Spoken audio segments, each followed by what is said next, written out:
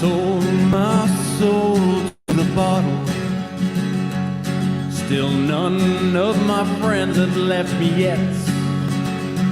I'm the same man I was since the age of 13, and I've lived my life with no regrets. If you're looking for some freedom, all it takes is 10 drinks minimum. If you're looking for rhyme or reason, all it takes is 10 drinks minimum. Oh, wow. So it is the last party of the weekend. You're listening to 10 Drink Minimum. I'm your host. This is Chris Burnett, and we are sponsored today by the Topo Chico Seltzer, and I am taking one down. I'm drinking one. Taking one down. I'm drinking one. Holly Ann is with us. I am here. Are you? I am. Okay. I am. All right. Okay. I didn't know if I believed you for a second. We got, Smiley's in the house. I am indeed. Oof.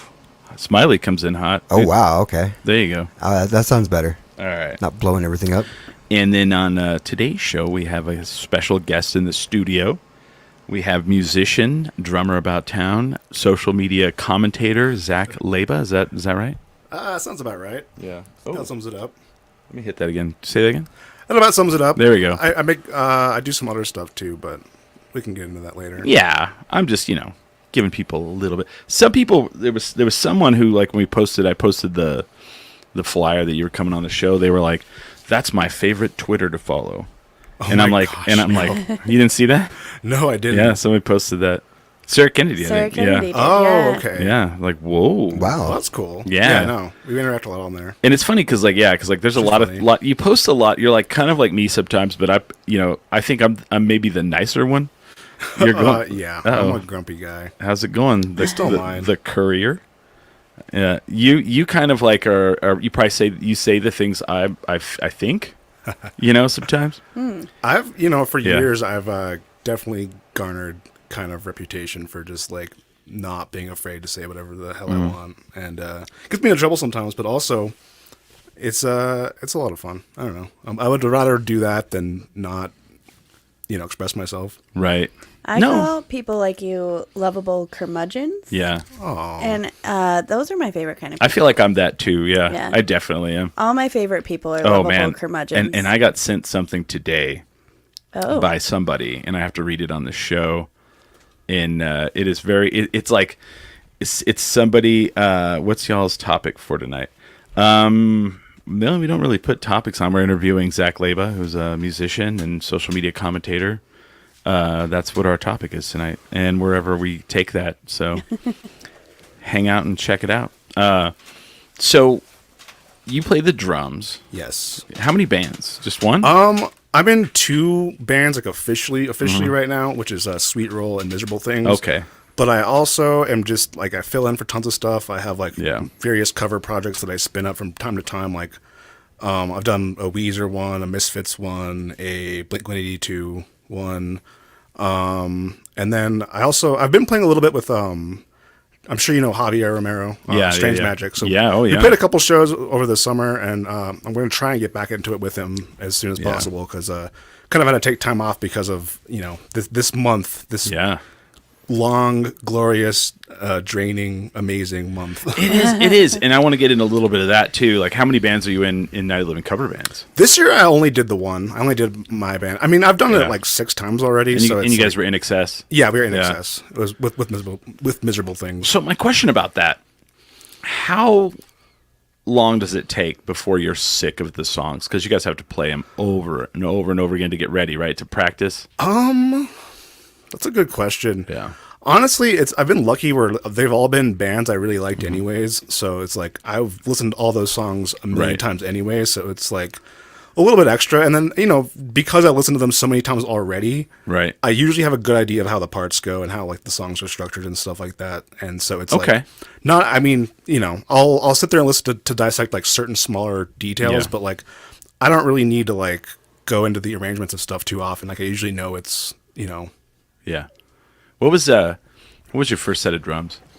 I got really lucky, and I had a Ludwig Vistalite, which is those like really cool, clear, like John Bonham style, like plastic drums from the 70s. Yeah. I had a blue one with this big old 24-inch bass drum, and like I got super lucky, and some guy, like my aunt's friend, sold it to me for like $400. Oh, okay. So it was a complete set. Like it wasn't like a hodgepodge of. It was, well, it had the 3 shells, and then I had my own snare drum and my cymbals and stuff. But yeah, it was good to go. It wasn't. Yeah. It was, like I said, I was very lucky. It was a very nice drum set for, some 14-year-old, and I absolutely trashed it.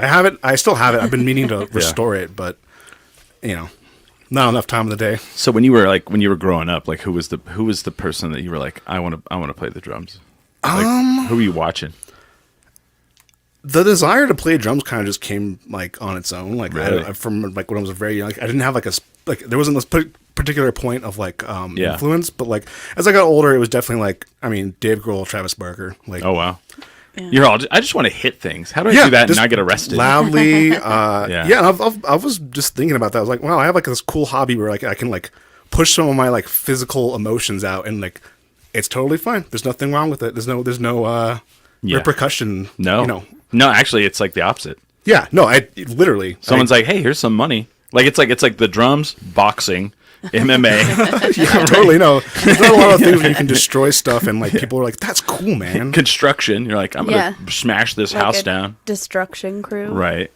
Like like that's the thing. Like I would work construction if I just got to do the first part. Yeah. The demolition. They're like, "Hey, you want to help us with demo, and then you get to go home, and we'll give you a bunch of money." Yeah, that sounds great. Thanks. I would totally do that. I think as a mom of a son, I think I'm going to get him into either drumming or just give him a sledgehammer and let him Smash your destroy house things. Yeah, sure. Why not? That sounds like a terrible idea. Well, hey there, kiddo. We need this wall taken down. Go at it. Yeah. It's fun. I've definitely done in my time some destruction illegally that I probably shouldn't have done, but I didn't realize how early the anger starts with boys. oh yeah, It's like immediate. He's 2, and his it's cool. immediate reaction. And here's the good news: it never goes away. Cool, great. I love that for me. And I don't think it's anger; it's called aggression. Yeah. Yeah. No, the other day he got so mad and he just he punched our bed, which fine. You're all no, son. Here's the drywall over here. Oh man. We'll start calling you Chad. They're saying one of the least stressful jobs on earth is demolition, right? I bet those people are so happy. Until they have to build, they have to do the opposite, where it's like put some shit together. They got to clean it all away. And Well, see, that's the other part. I don't want to clean it up.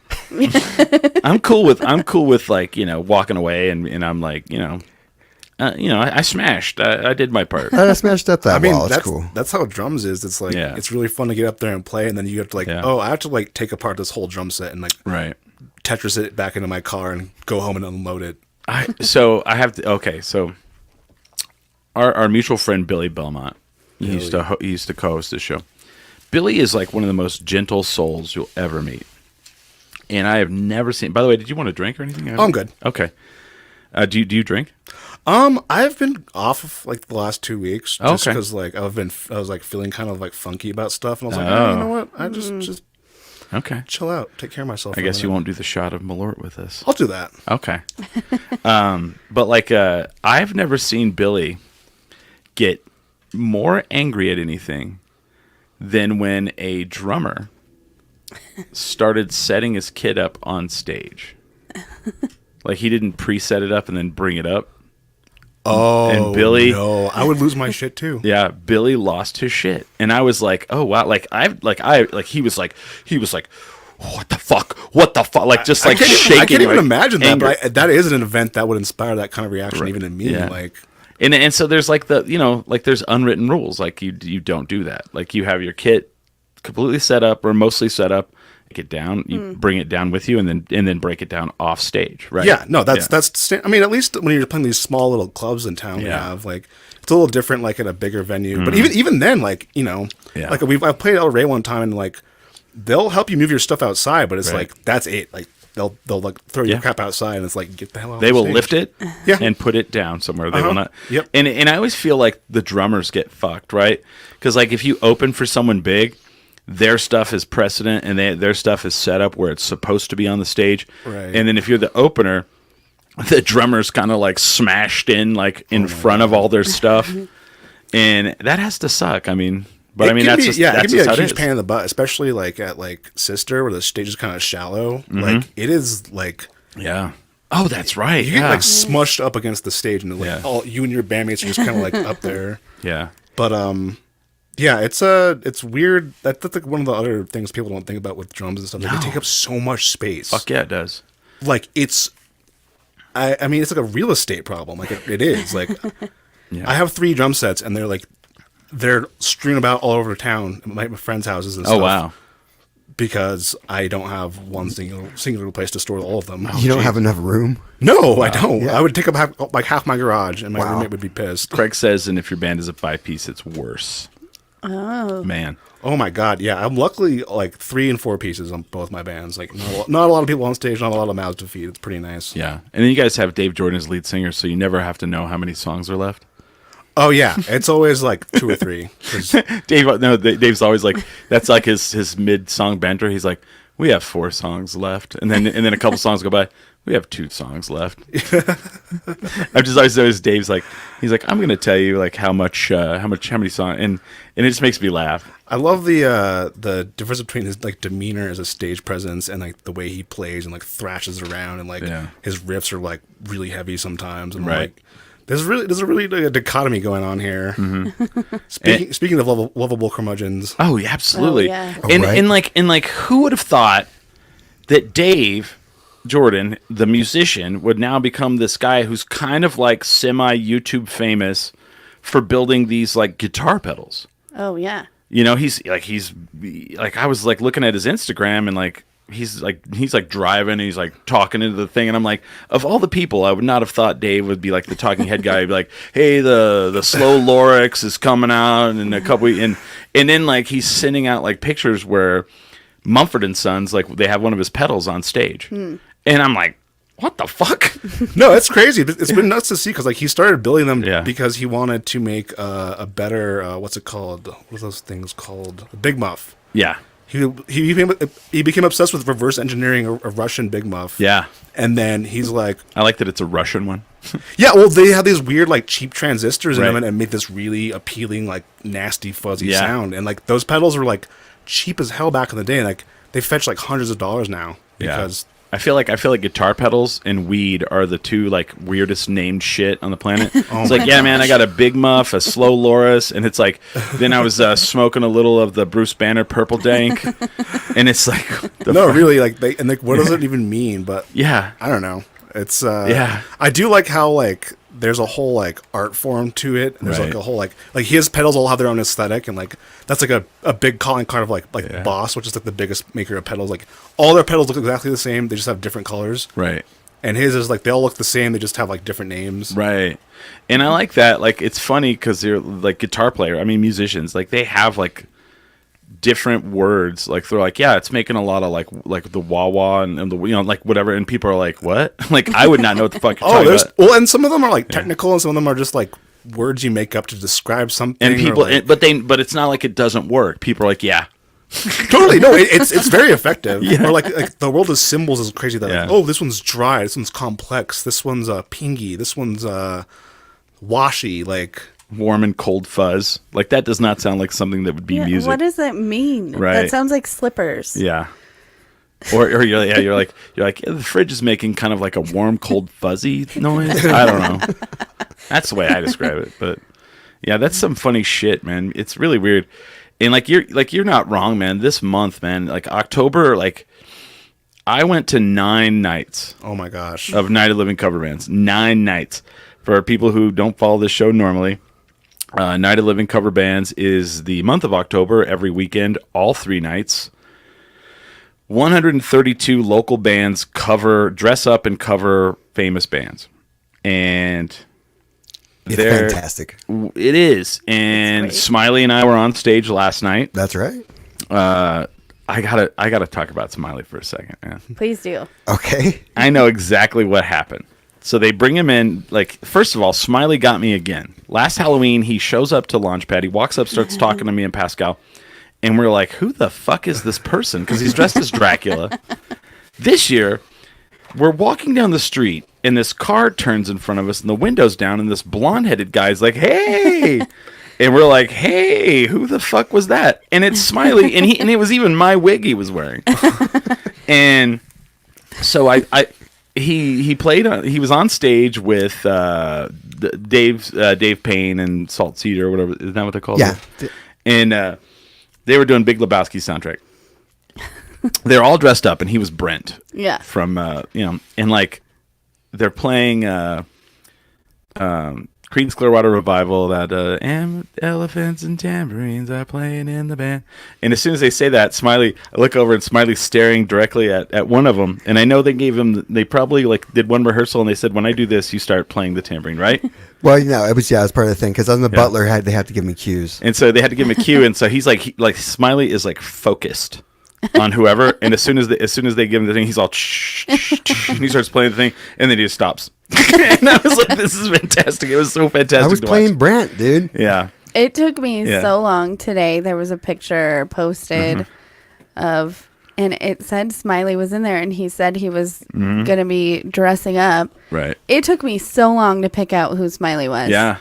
I could not. I was like, the Smiley is not in any of these photos. It was really funny. And then you made like White Russians on stage or something. Yeah. I made White Russians on stage, and I played the tambourine for one song, and I played the I can't remember, cantos, those sticks things. I did that. I didn't see that part. I just saw you like staring at the guy, and then all of a sudden you're all like you were not. I could tell you were not listening for the cue. Oh no, I knew where the cue was. Okay. But we had that set up. That whole performance was set up. Did you see what Ben was doing? He had a whole stage show. Yeah. I did not. I didn't get that. I'm sad I missed that. I was trying to focus on so a band asked me. I have to talk about this for a second. Friday, a band was like, "Hey, can you come sing one of the songs?" And I was like, "Fuck, I've never done anything like that. I've done karaoke, but not that much pressure." Yeah, with no rehearsal. Oh damn! Like to go up That's there, even more pressure. And it was like the day before. Yeah, and they're like, the guy that does it, his voice has gone out, and they're like, he could probably struggle through it if you can't do it. So I tried, and I was like, man, and like, I'm glad I didn't do it. I ended up, so it's one of those things where I felt like I was going to be a hypocrite because I didn't have the words totally, because we were like reflooring our house, and I was sitting there trying to learn them, but then I was like, you know what, I'm going to half-ass this, and I said on this show, if you're going to half-ass it, don't do it. Yeah. And so I told them, I was like, I can't do it. And so then like they did it, and even if I would have done it, I would have came in at the wrong time. Like I didn't have any rehearsal with them, so it would not have been. And I feel like it would have just. I didn't want to shit the bed on stage. No, that's. I mean, it's better to not do it than attempt something that's kind of like is going to suck. It's one thing if you get up there and you think you have it and it just doesn't go your way. But like, if you know ahead of time, like don't follow through. No, I come straight from a dress rerehearsal, so this was like fresh. I wasn't even practice that entire thing. I wasn't even going to get that. Got it. Not that at all. And I was like, I can't. Like I'll do karaoke and like I'm like off. I'm like, they're going too fast. Oh yeah, no, it's really humbling. Yeah. Like when you find out, like, oh, it's actually hard to like get it in time. It's actually hard to know all the words, like, because you think you know all the words to a song because you like know the chorus or like you know the intro verse or whatever, but like memorizing lyrics is like a huge pain. And shit, like, there's a reason there's always like an iPad or a iPhone stand up there for like people to read like off the prompter or whatever. Yeah. And then I printed it all out. And I printed it out with my glasses off. So my glasses, I can see. These help me see far away. And if I take them off, I can read. I have up close. I have great vision. So I printed the thing out, and I have my glasses on, and it's fucking blurry as fuck. And I was like, "Well, this ain't gonna happen. This ain't gonna happen tonight at all." And my thing is like they were doing 5 songs, cut one off and do 4. It's not living cover bands. Yeah, no, I mean we only did 4 songs. Yeah, I don't think I've ever done. Oh, one year we did 5 songs, but one of them, or we did 6 songs, but one of them was like a big medley of 3 songs. Yeah. And, like, you shouldn't, like, I don't know. I've seen people do really well, but, like, I've also seen people, like, completely lose the crowd by the end of the set because they're, like, deep diving and playing, like, oh, we're going to play 6 songs and, like, a bunch of the songs that we like and not, like, the hits. And I'm like, that's, no, wrong approach. Thank you. Thank you. That's not what these people are here for. Thank you. Literally, Thank you. They're paying you for they want to see, like, the songs they know they can sing along to. I'm glad you said all of that because I said that on this show and people fucking people were mad. Came at me. And they're like, that's fine. They're like, not all the bangers and la la. And I'm like, hey man, I get that it's an art, but it's also a business, and people paid to get in here, and they paid to see you play David Bowie, and you're gonna do a bunch of songs no one's ever heard. Right. You're gonna do Tom Petty the B-sides. What the fuck? Who even listens to that? You know who I want to see do Tom Petty the B-sides? Tom Petty. Yeah, sure. That's who I want to see. Speaking of this and like not doing something if you can't do it. Mm-hmm. So I had Night of the Living cover comics on Friday. Oh yeah, I pulled out of that too. This year was amazing. We didn't have anybody who didn't prepare. Everybody came out swinging. But there's been a couple of times where it's really discombobulating to be another comedian. Mm-hmm. And that has to be really hard.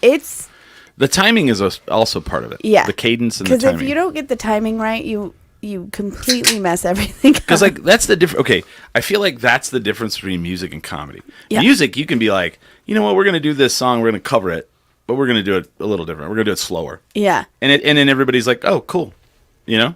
Yeah, it's a lot more acceptable to like modify the source material. Yeah. Yeah. Totally. And people are also like, oh, I like kind of how they did that, or I wish they would have done it like that. Yeah.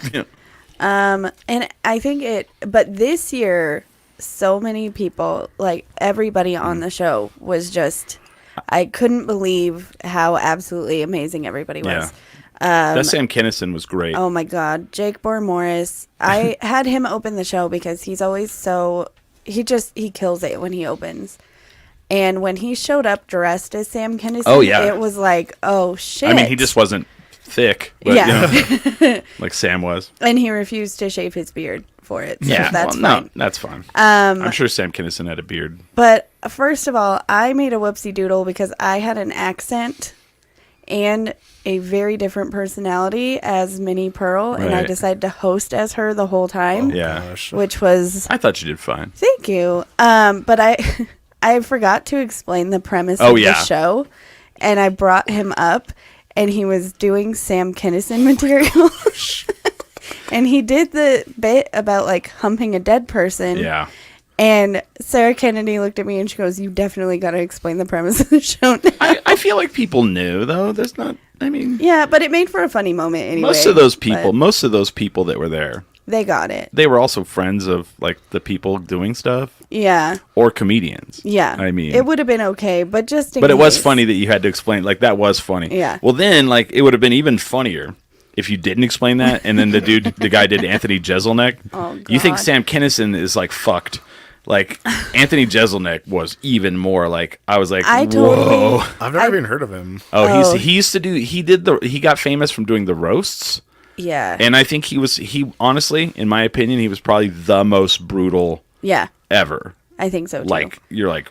and I think also he's probably one of the most tortured souls I've ever seen doing comedy. And I kind of forgot how crazy his material can be, and I probably should have put him towards the end and didn't even think about it. But I forgot too. And then like the motorcycle joke, I don't even remember what it was, but like my brother got killed on a motorcycle, and then as I got older, like I told my grandma I wanted one. She goes, "Oh, it's cool. You can have your brothers." Like something fucked up like that, and I was like, "Holy God!" Yeah. Oh man. But I had to end up dropping my Minnie Pearl act at the end. Yeah. Because I just couldn't. Sarah was like, "It's okay, like you're fine." But have fun with it. So there was somebody that was so good when I came out. Oh, it was Brian Valencia did this comedian that I had. I didn't know who that was. Yeah. Mark Forward, and it was very theatrical, and I really wish that I had recorded that one because my God. Nobody recorded any of it? I don't know. Well, sometimes you shouldn't. Yeah. But as we're all aware, I could not hold it together after it because he even borrowed my Minnie Pearl hat for his act. And it was something about like it was a bit about his brother and how his brother started a business selling hats, and it made him feel inferior and like all this stuff. And I was like, if only they had known that this hat was only $1.98. But it was this year was the best. Oh, good. We had Carla. It was Maria Bamford. Oh, that was good. Yeah, and she brought a pug. What is up with that dog? Oh, he had meningitis. Okay, so she brings in this pug, right? Mm-hmm. And the pug's like, yeah, his neck is a little like his head is to the side and his like tongue was out, like. But he's like the sweetest dog in the whole world. And like that alone was like hilarious. Yeah. And then he just sat in a chair the whole time. Never got up, never moved. And was just like happy as a little clam. Like looking around with his tongue out. It was like, whoa. Yeah, but apparently he had like meningitis when he was a puppy or something. Oh, I was like, and so his neck is like, he's just a little off. He's a little off, but he's cute. He was cute, yeah. and like when she brought it in, I was like, oh, she brought her dog. Of course, everybody brings their fucking dog to everything. And then she took it on stage. I was like, okay, that's funny. It's because Maria Bamford has pugs. Oh, I didn't know that. Yeah. Interesting. So it was, and she killed it as usual. So when you do Night of Living cover bands, like how do you guys pick who you want to do? Is it? So I mean, some years it's just like my bandmates have chosen it. Like when I did it, Black Sabbath with Time Wreckers, it was just awesome. It was like we're doing. Oh, that's Black right. You used to be with the Time Wreckers. Yeah, I was with them for 5 years. Yeah. That was Are they still together? Is that not a thing? I think they had a new drummer over the summer, and then I think they're working on a record right now. Okay, I might go play on some of that. Okay, so what's the hardest band you've had to cover? Oh yeah, Blink-182. Really? I mean, just as a drummer, like Travis Barker is an absolute powerhouse, and it's just like he's like basically like the musical star of the show in that band. And so it was just like, it's very fast, it's very heavy, it's very precise. It took a lot of work. Yeah, and then who did it this year? Justin, I can't think of his last name, from the Red Light Cameras. Yeah, oh my God, I'm blanking his name right now too. It's Justin Sanchez. Yeah. Yeah, Justin's a killer player. He watches this show, he's going to get mad. But he did it this year, and that's interesting. Blink-182.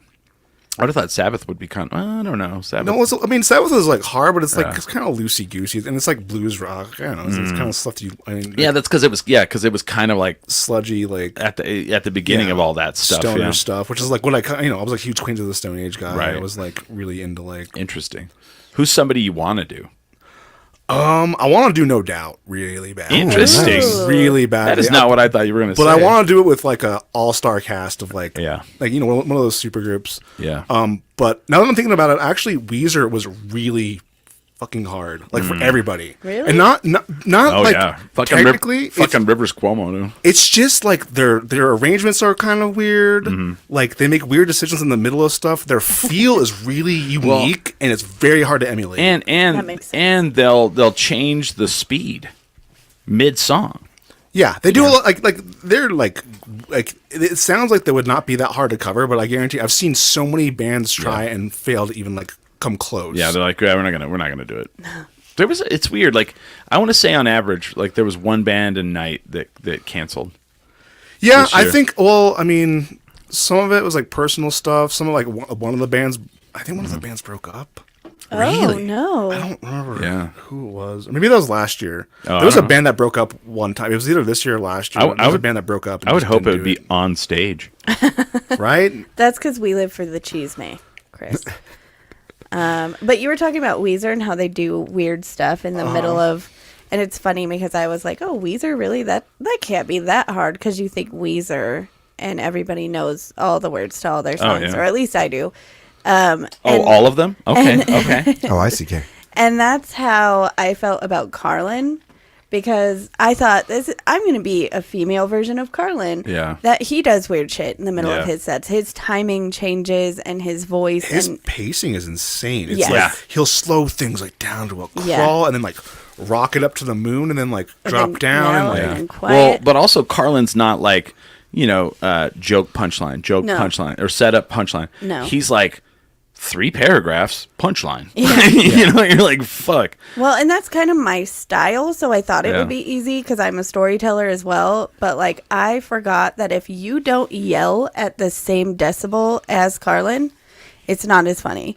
Yeah. Like I had to, and I'm not a yeller, so it was that. These are not whispering jokes. Yeah. Craig's saying that you think Radiohead after Pablo Honey would also be hard to cover. Don't sell Pablo Honey short, I think it would also be hard. I don't think Pablo Honey would be that hard. No? Yes, but only because you'd have to figure out how to make a lot of those sounds, right, like the timbres and stuff. But I mean, I don't know. The skeletons of the songs aren't that crazy. It's really just like the sounds they're making and like. Right. Like, is that a synthesizer? Is he hitting a piece of metal? Yeah, you never know with those dudes. Sammy Mowry says, "How long were your sets?" I think they were Sammy! 5. They were 5 minutes. They right? were 5 minutes. It was a loose 5 though. Yeah. So. Yeah. But I don't know. It's harder than you think it's gonna be. Is what I have learned. Well, I mean, also like the person you're emulating, you're trying to emulate, their natural essence. Like to them, this is the speed that they're comfortable with. This is the cadence they're comfortable with, and so you're trying to match that. Yeah. And go against what your cadence and your comfort is. Well, and then this year I decided to do Minnie Pearl, who has an accent, and also it was really hard for me to find. I decided to host as her because I couldn't find a whole set that I felt comfortable saying the things that she said, and that I'm not gonna go into it, but like if you've ever watched Hee Haw. Yeah. There were some things that I was like, maybe not. Well, and like I said in the green room, I was like, I grew up. My grandmother watched Hee Haw like every day. I think it was on every fucking day, right? So when I was a little kid, I would honestly, I was like a little kid, and I was like, this is awful, right? Am I the only one that thinks this is fucking awful? Then like right around 12 or 13, I was like, all right, this isn't bad. I kind of like this show a little bit, right? Not the jokes so much, not the music so much, but all those ladies in the days you do, you know what I mean? What was that guy's name who was always drunk on the show? Oh, I don't know. He was turns out he was just pretending to be drunk the whole time. Yeah. He should have gotten an award. Well, and it's like the Hee Haw was like that show where it was like a bunch of just character actors, and then like Roy, what was his name? 2 great musicians. Actually, What was the dude's name? Oh fuck, what were their names? It was Roy Clark, and the guy from Bakersfield that had the guitar that's like 3 different color. Oh, I mean, too bad we don't have a thing that will tell us. Oh, I know. It's too bad we don't have technology. I guess we'll never know. Yeah, Roy Clark and Buck Owens. How did I forget fucking Buck Owens? The Buck Owens. Just Google the Buck Owens guitar. I mean, it's very iconic. Yeah. Wasn't Johnny Cash on Hee Haw sometimes too? Everyone was. It was like the variety show. Yeah. I think I saw the show once. I'm aware of its existence, actually. Yeah, but I guarantee you've seen this guitar. I guarantee you've seen his guitar. It's very iconic. The red, white, and blue Buck Owens guitar. I've seen that before. Yeah. I thought that was a Garth Brooks guitar. Garth Brooks got it because it was like the because Buck Owens is like the Bakersfield, California is like one of the hubs of country music, and because it was like this oil town, and all these people moved from Oklahoma and like the South there to work with Texas to work oil fields. So like Buck Owens came out of there. God, what's the dude's name? Streets of Bakersfield. He's an actor sometimes. I can't even remember. Panic Room. Sling Blade. He's the villain. Oh. I'm just gonna Google the villain. Fuck. Yeah. He's from Bakersfield, so it's like this big like weird thing. Yeah. I'm a music history like kind of dude. Oh, me too. I've never heard of any of this. I mean, until it comes to names, apparently. Yeah. Oh God. Dwight Yoakam. Oh, okay. Yeah, Dwight Yoakam's also from there. So they actually did a duet because they were both from Bakersfield. Merle Haggard, all those guys are like from there. It's like this weird, like, because you think of country music, you think like, Texas and like Oklahoma and all that, but then there's like Bakersfield, California. Are you talking about Doyle Hargraves? No, Dwight Yoakam. Oh, Dwight Yoakam. Yeah. He was in Sling Blade? Yeah, he was the villain.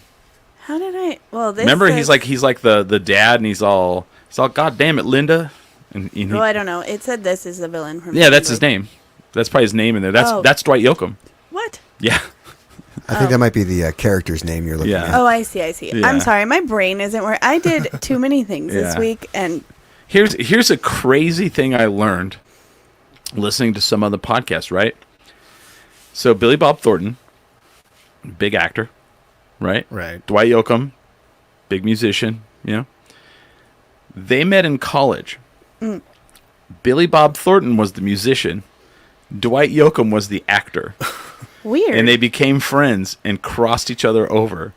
Dwight Yoakam became a famous musician, and Billy Bob Thornton became a famous actor. Interesting. And so, like, when Billy Bob Thornton does some things, he'll bring in Dwight Yoakam. Like, he did some show on Amazon, and Dwight Yoakam's, like, in that as, like, one of the characters. Oh, wow. I actually really like Dwight Yoakam. That's one of my, like, guilty pleasures. And so we've been watching Yellowstone because I don't know. I guess we're like the last people on. I haven't watched the actual main show. Yeah. I watched 1883. 1883. Loved it. We started with 1883. Yeah. Well, anyway, Yellowstone like dragged us in, and on I think one of the 2 episodes we watched last night, I could hear Dwight Yoakam's voice, and I was like, "Oh, that's Dwight Yoakam." And my husband, who's from Nashville, was like, "Who's Dwight Yoakam? What the fuck?" And then I had to educate him because he has a great voice. Yeah. So, I guess you don't listen to country music ever. Not very much. I mean, I like Johnny Cash. Oh yeah, a little bit of Willie Nelson here and there. But it's hard to not like Willie Nelson, right? As a human being. Totally. I feel like there's like those people that have just become America's sweethearts, and it's like Willie Nelson, Snoop Dogg. Like your grandma will be all, "Oh, what's Snoop Dogg doing?" You're like, "Grandma knows who Snoop Dogg is." That's because of Martha Stewart, honestly. Yeah. And I'm trying to think who else. So it's just anyone that's known for smoking weed, right? Who? Dolly Parton. Oh, Dolly Parton. Dolly Dolly Parton for sure, right? Yeah. And it's like. And like every time somebody says something about Dolly Parton, like it's always like you're like, "Did you know Dolly Parton donated a bunch of money and that's how they made one of the vaccines?" You're like, "Oh my God, bless her heart." Did you know that just Dolly Parton's just better than you? Right. She is at everything, honestly. Yeah. But that's interesting. So, yeah. So you want to do? You said you want to. What band did you say you want to do? No Doubt. No Doubt. No Doubt. Yes. Are you a big No Doubt fan? I'm a pretty big No Doubt fan. They were like really nice. They're like kind of foundationally for me. It was like one of those first bands that like I didn't hear from like my parents or from like I kind of just found them on my own. Oh right. Same with me. I was so obsessed with Gwen Stefani when I was a kid. I used to dye my hair whatever color. Oh wow! She had that's going a lot on. of colors to do. Well, well, and then like the crazy thing is like where she is now. She's like married to Blake Shelton. Which, speaking of country music, which is weird. Right? And it's like I remember listening to like bootleg Sublime albums, and like Gwen Stefani's like on those songs.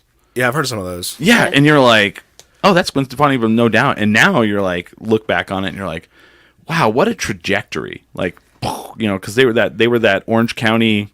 They were like scene. ska for a while, weren't they? Yeah, they were properly ska. I mean, there were still tints of it. I mean, even up until like you know, they were doing like the dance hall record, the Rocksteady. Yeah. Like, there's just like, you know, a little bit of cultural exchange, we'll call it. Yeah. Yeah. Well, and then like she had to be in like, I mean, it had to be tough. Like she's in a band with like her ex. Yeah. And her brother. Yeah. How would you have you ever been in something like that, in a situation like that? I don't think I've ever dated any of the people I play music with. Yeah. I've like musicians aren't my type. Like, yeah. Probably for the best, honestly, because like that would be. I mean, I already see enough of my ex-girlfriends around town. Like it would be even worse if I dated people in the scene. I dated a comedian once, and that was not a good idea. No offense to male comedians, but they're all trash. Oh, jeez. To date, they are. They're. Yeah. I mean, like. People who do comedy are tortured, and they should not date each other. Okay. Yeah, no, right? Like you're like, it's like, which one is the one that's gonna feel sorry for the other one? Neither. Right. You know. They're like, oh yeah, well, my mom left when I was. You know. Just one-upping each other. Yeah. I think that the hardest part. I've seen comedian couples work, but I think the best part about comedian couples is when they're fighting and they're on the same show. Oh, wow. And they just tell jokes about each other. But no one knows. And the audience doesn't know. Right. But all the comedians in the back are like, oh, wow. Oof. Mom and Dad are fighting. She's like, yeah. The woman's like, you ever go out with a man and he, you're like, oh, fuck. So what was we always ask this on the show. Someone kind of stole it from us, but that's okay. What was the first concert you went to with your own money and like you paid for it, like famous? Oh, I love this. question. Probably like, I mean, I'd seen some other shows my dad would buy me tickets to. Oh, or whatever. Like the first concert that like I went to like that was like weirdly enough it was gosh, I'm blanking right now. Oh my god, Matchbox 20 and Lifehouse and Everclear. So I went to that show too. So So Lifehouse played Eastern New Mexico University where I went to school. Oh wow! And I was their security. Whoa! I walked Lifehouse from their dressing room. Were they nice? Uh huh. Oh, like good. I was in their dressing room with them, and then as soon as they were ready, I walked them out, and I had to like stand on the side, and like people tried to touch them, I'd be like, nope. And then we took them back, and they had like their rider made sure they had $800 worth of food, right? So there was like 10 pizzas. There was like 3 big fruit trays, a big meat tray, Gatorades, everything. They took 1 orange and 1 Gatorade, and that was all. Oh my god! Which was cool because afterwards everybody, you got to have it. Yeah, we all got to have it. Yeah, nice. But that's what their writer said.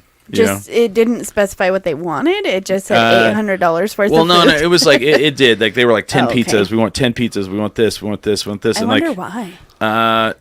Do you not know why? Well, no, I know why, but like. That'd be awesome if it just said $800. Well, I mean, here's your tin of caviar. Do you actually know where all that stuff came from? Well, yeah. So I used to work in the music industry, and it was my job when we had shows to make sure that certain people had their things, and there was somebody that I had to sort through an ungodly amount. But do you know where it all started? Well, it's to make sure that everything's set up the way they want it set up. Did you know that? Yeah, it's So a David pay Lee Roth thing. It was Van Halen. There was like some safety issues, and like they had written in the contract that they wanted something a certain way because of safety. Yeah. It was the M&M's thing, right? Well, yeah, and it didn't. And like whatever happened, they went to one of their shows and like something was unsafe and someone got injured. Yeah. And they were like, "Well, we're gonna make sure people like read the contract, and if they don't, we're gonna punish them." Yeah. So they put it in their contract. They needed like green or something. Yeah. The green M&Ms. Or you owe us this money, and then someone didn't read the contract, and fucking boom, they like they're like, oh, you didn't read our contract. You owe us this much money. And so it was just to make sure people read the contract. I was like, wow, that's fucking crazy. I one time had to, because I was like an intern for a music producer, and they also like it's a whole thing. And I one time had to sort through like I think we had to buy like 30 bags of Skittles so I could then that's sort getting them ridiculous. all into each color bowl because we had to fill like candy dishes with each individual color. Oh my God. And that was my job for the day. What so what would be on your rider? Yeah, or what is you do? Or what's on your rider? Probably what's it called? Polar what's it called? The polar ice thing? Yeah, polar ice. Oh, like Polar Pops? Seltzers. Oh. Yeah, like either the cran raspberry or not the cranberry, the cranberry lime or the raspberry lime. Okay. What else? Snacking cheeses of all varieties. Ooh, that's a good one. Snacking cheese guy. That is a good one. Who doesn't love snacking cheese? My snacking cheese budget is out of control. Mine too. Okay, I'm really bad at grocery shopping. Like I'll go to the grocery store and everything looks like just color to me, and like I'll go to someone's house and I'll be like, oh my God, you have good snack choices. They'll be, you don't have good snack. No, And one thing I never buy is cheese. Like I love cheeses too. Big fan. Like a charcuterie board. Oh my God. Yeah. Oh, charcuterie is my favorite. Ba-boom. That's just easy. Snack cheeses. That is a good one. What else will we get on there? Hummus, bitchin' sauce. Fuck yeah. Oh, I love bitchin' sauce. Bitchin' sauce. I hate that name. It's so stupid. What is that? It's so good. It's like almond dip. Yeah, it's like a dip. Okay. Like hummus, but it's made out of almonds, and it's so good. Interesting. Yeah, it's like it's really creamy and it kind of has like a umami, what do you usually dip to it? What do you usually dip in it? I'm trying to imagine it. Anything yeah, it's like a savory dip. Bitchin' sauce. I'm gonna have to try this shit out. The Chipotle one's really good. That's the best one. I do love hummus, man. I love that shit. They have it at Costco, and it's really good. You know what trips me out is like I've had some friends that like have toured in like big capacity. And it's funny, like, I'm like, what was like, I asked, I was like, so what did you guys ask for? And a weird one was like, they'd be like, yeah, we would ask for like socks. And interesting enough, I looked it up. That's actually a big thing because like you're on the road and like you do a lot of laundry and like socks. You're like, if you don't give a shit about like throw them out. Yeah, just fucking throw them away. And at the next venue, you get a new pack of socks. And I was like, Fuck That's a good idea. No, I had to fulfill I went to I ran and did some errands for a venue, and I had to go do a rider. Was this for Joe? No, it's for sister. Oh. I went to go do that, and the band wanted 13 white towels. Okay. So I had to go to Walmart and buy 13 white towels, and they're all still in the green room, like to this day. They didn't really want them. I think some of them disappeared. Yeah, which is good. But I mean, I think if there was an option to shower there, they might take it up. They just wanted to have like the ability to do it, but not necessarily.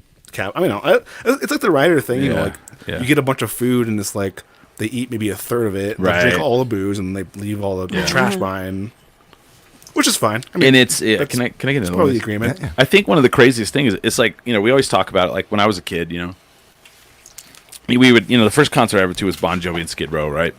And, you know, in those days, it was like, oh, my God, you want to get backstage at the show? It's going to be there's a party. It's fucking crazy. There's like, you know, and you'd hear all the stories and all that shit, right? So, like, as an adult, every time I've gone backstage, it is the most mellow fucking whatever shit ever. Oh, yeah, it's boring back there. It's boring as fuck. So, like... It's nice to escape, though, as a musician. You're like... the break is... Like, the green room at Sister is like... And that's what it is. Oh, I love the green room at Sister. So, like, the crazy thing, too, is, like, so I got backstage at Shins at the Opera House, Santa Fe Opera House. Right. And so, like, we're backstage, and I'm like, this is going to be fucking dope as shit. So we're back there, and I'm thinking, like, was that air conditioner off? Or the heater? Yeah. So, like, I'm thinking, like, this is going to be nuts. We get back there, and we did, probably because of me, we did probably go until, like, 3 a.m. But, like, here was the Shins Santa Fe Opera House backstage setup. There's a manager on his Mac, like doing like something, and then there's people like loading in and loading out, and then we're over on the side, kind of in the dressing room area, like kind of where there's a mirror.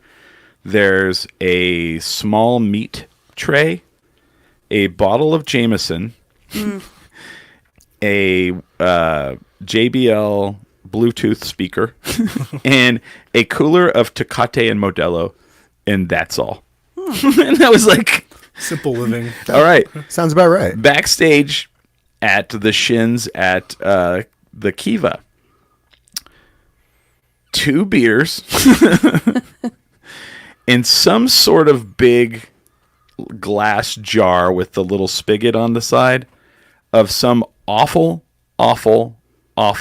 rum drink that some girl was very proud that she made.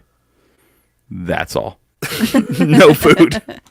And I was like, well, and then every one of the band members' parents were back there. That's like an awful after party for like when you're in college. Yes. Like some like terrible alcohol that nobody should be drinking. It's like the after party. It's like the party, the graduation party that your parents throw, that your aunt and uncle and your grandma and grandpa are there, and maybe 1 or 2 of your friends, and you're just there long enough to do FaceTime before you can bolt and go fucking let loose. That's exactly what it felt like.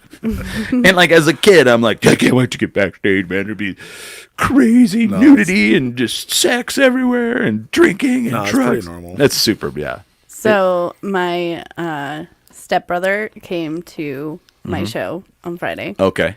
He had never been to anything. Uh-huh. And we're very loud in the green room, by the way. Yes, I know. I was told. Yeah, that green room gets nuts. Yeah. But so actually, best green room in Albuquerque I've ever been in. The dry heat comedy. It has a globe full of snacks. Yeah. It is painted green. It's very comfy. Yeah. Yes, we're very spoiled. It's green. Yeah.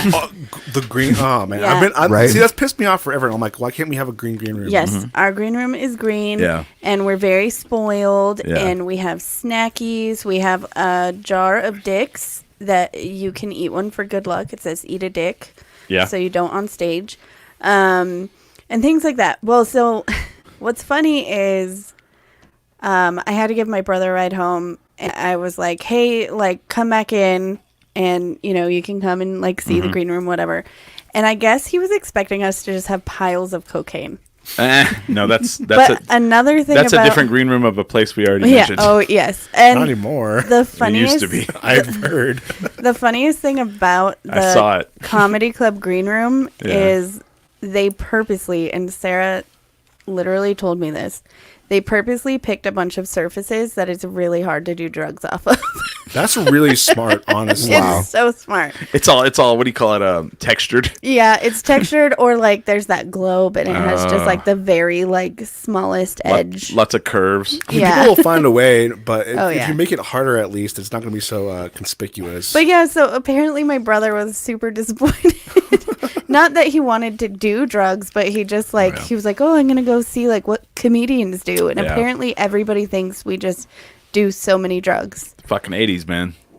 Well, and it's crazy because you go in there, and I'll say it's my favorite because, like, you know, they let me go in. Yeah. And they're like, as soon as I walk in, every time Sarah's like, would you like a beverage? Would you like a snack? And they just have like snacks all over the place. Like, because like you go in some green rooms, like the fucking green room at El Rey.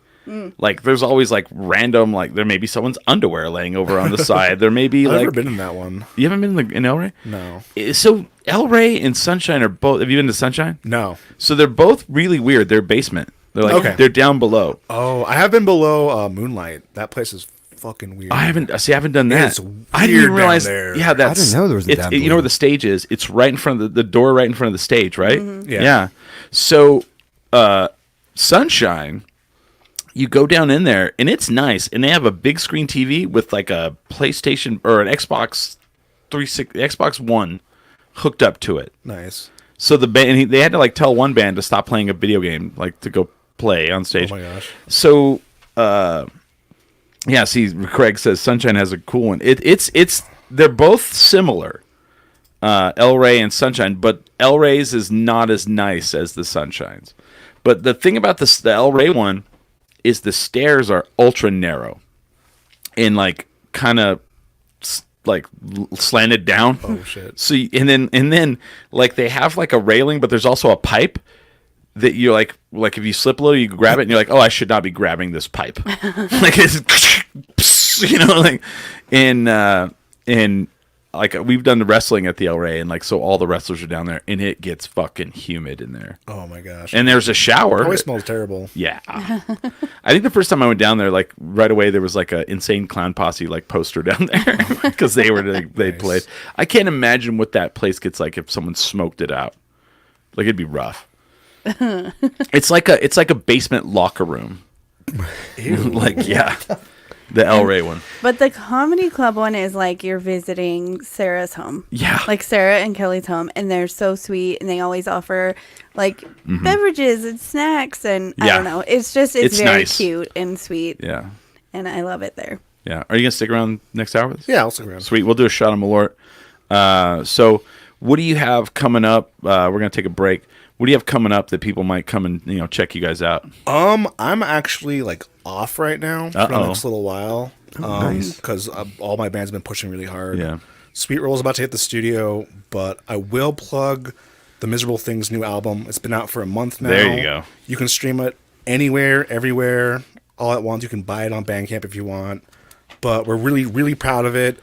It's performed the best of anything we've put out so far. And how many pedals did Dave use in the making of that album?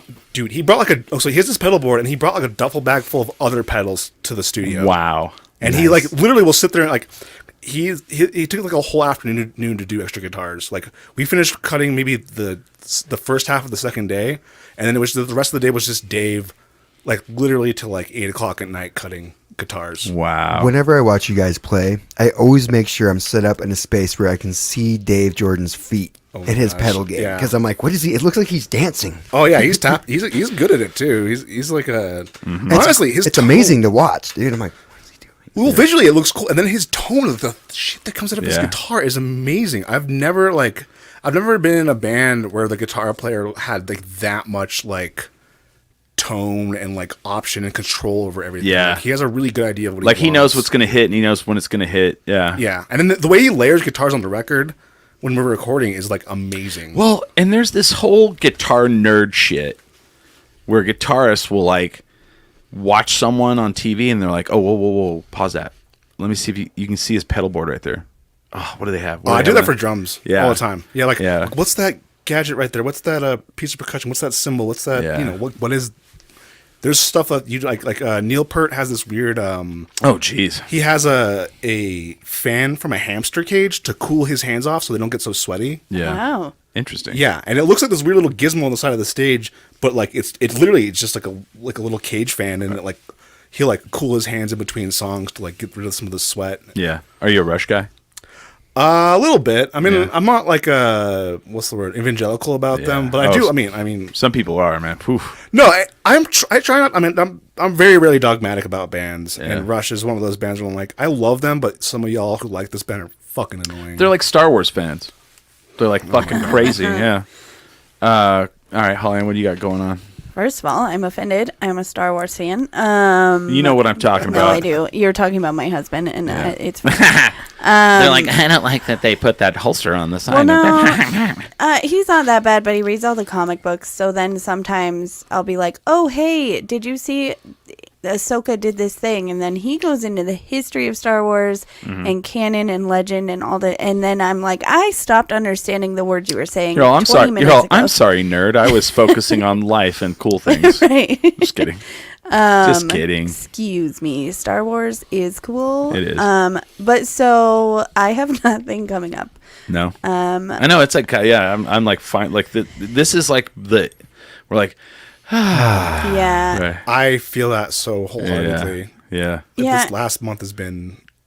Yeah. Yeah, and really, to be honest with you, once Halloween hits, because I have children, like it's just never-ending events at their school, and Tuesday we have to go trick-or-treating, which is fine, but then it's like once Tuesday is over, it's like every week we have something else. Remind me to talk about trick-or-treating in Albuquerque. Oh, I think I have the same thing, and I have a comment from somebody about it that I about died. But anyway, I have nothing coming up. I don't have anything either. I don't think. I'm trying to think. Like I did the big thing last night. I brought Youngsville up as Paul F. Tompkins. Yeah. From the Tenacious D show, and it was. I think it was a hit. I think people liked it pretty well. Yeah. I didn't catch that set.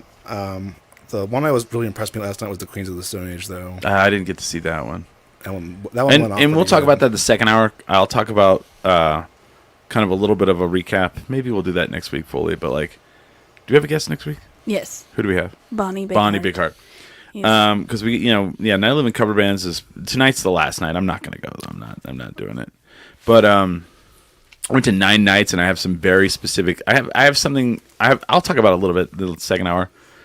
And maybe, see how you guys feel about it the same way as I do.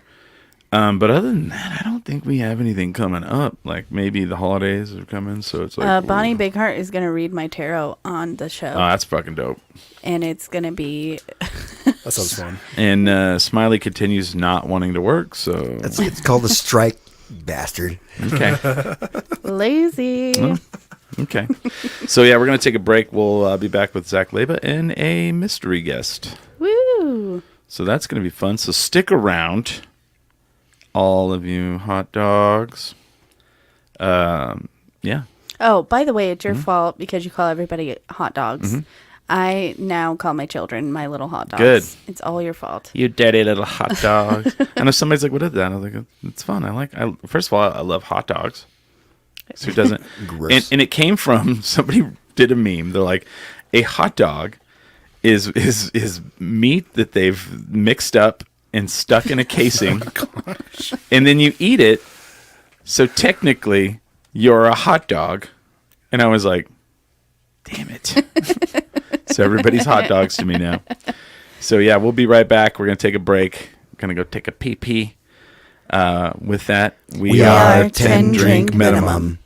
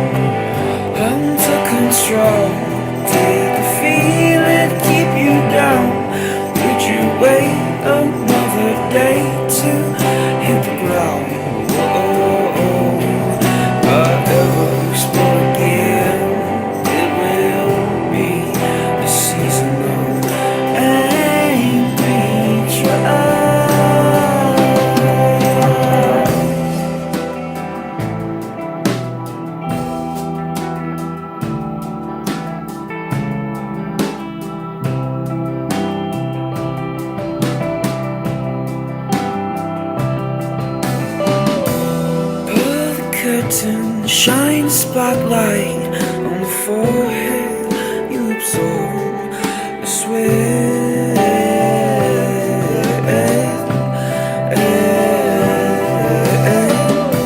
Tie the voices to the stigma you created, unabated in your head.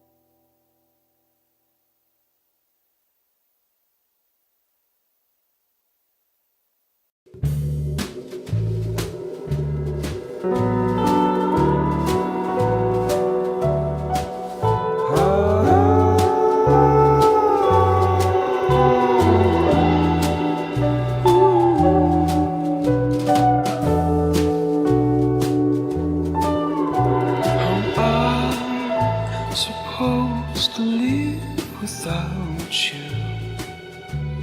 Hear me out, the blame is on you.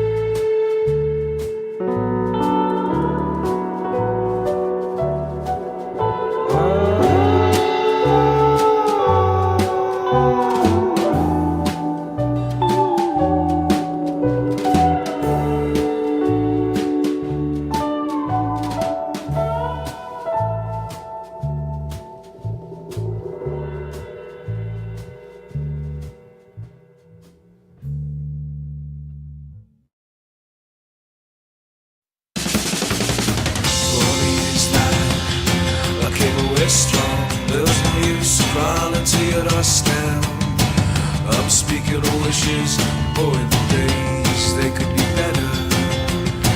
Don't assume that I'm just way high, the world's apart, and I want him to save a portion for us. What could be better? How do you do that? Take a place on, I'm back to mine, dream of starting my days next to your skin.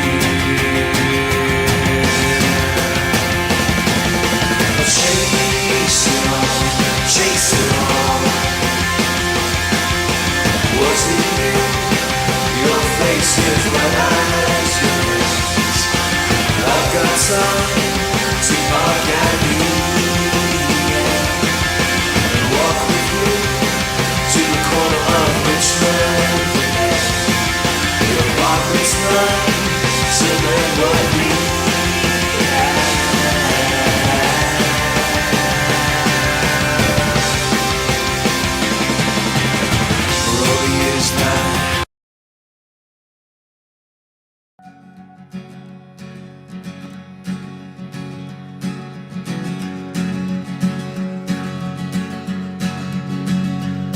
I sold my soul to the bottle.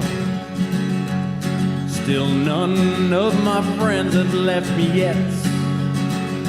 I'm the same man I was since the age of 13, and I've lived my life with no regret. If you're looking for some freedom, all it takes is 10 drinks minimum. If you're looking for rhyme or reason,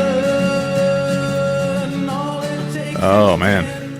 Oh, we're back. It's the Wavy / Billy Hour. I'm your host, Chris Burnett, and we are sponsored today by Topo Chico Seltzer. I'm really enjoying it right now. Holly Ann is here. I am here. And as you can see, that we have a special guest who joined for the second hour. One of our old co-hosts, Chase Dudley. Hello, hello. Oh, man. Do that again. Hello, hello. Turn everything up here. Smiley's here. As always. Ooh, I turned the wrong one up. Yeah, I think maybe that was mine. Yeah, there we go. Okay, I turned yours up. Smiley's actually like loud. And then for once. Zach Leyba is still with us. Man, so some crazy shit's been going on. Yeah. Not crazy, but like I've got some fun stuff. I have some crazy stuff to talk about. I'm on Facebook. And I'm real used to, like, you know, Albuquerque number one in this, and this, and you're like, oh God, armed robbery, blah blah blah, car theft. Then I saw one the other day, and I went, what the fuck? I thought it was a joke. Albuquerque ranks number one in these United States as the safest place for kids to trick or treat. Yes. Number one. Yes. And I'm like, where are these kids trick-or-treating at? I don't know. Tanawan? I'm skeptical.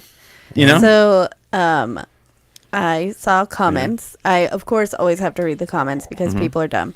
And this lady said, it really does seem like when it comes to family time, New Mexico has a little chill. And then there were some other... I'm sorry, what? Yeah. So, but my favorite comment of all time on this thing, it was... a man named Jonathan Campbell. He said, I don't bother. I leave the outside light off and don't answer the door. Fucking Mom A. and Dad might think Junior is cute, but they just annoy me. I was like, yeah, fair. That's and fair. I'm like, man, and weirdly, like, you know, I don't have any plans on Halloween night because I'm like, who's throwing a party? Like, no one seems to be throwing a party because it's like Tuesday night, I guess. Are you going to hand candy out? No. But I'll tell you why. Because I have these I have lights on my house that I when they're on, like the switch is flipped on the inside, the light's not on. Oh. But if someone walks up to the house, light turns on. Yeah. So my house looks like you're going to get murdered if you look at it from the street at night. I've had Uber drivers tell me they were just going to drop me off on the street because my house looked sketch. And I was like, hey, Buck, I get it. Because you cannot see the actual... It's like a compound back here. Yeah. Yeah. And at night, all the lights are off. You cannot see the house. And someone's like, you should get more lights. I was like, well, can you see the house? They're like, no. I'm all, that's what I want. Right. I want you can't see my house from the street to decide if you want to rob it or not kind of situation. I don't want the well lit up, look at all the stuff I got kind of situation, you know? And, but if you start walking towards my house, then it lights up. You know? Well, from the street, I mean, you're right next to a giant like power transformer, and it looks like a parking lot. That's right.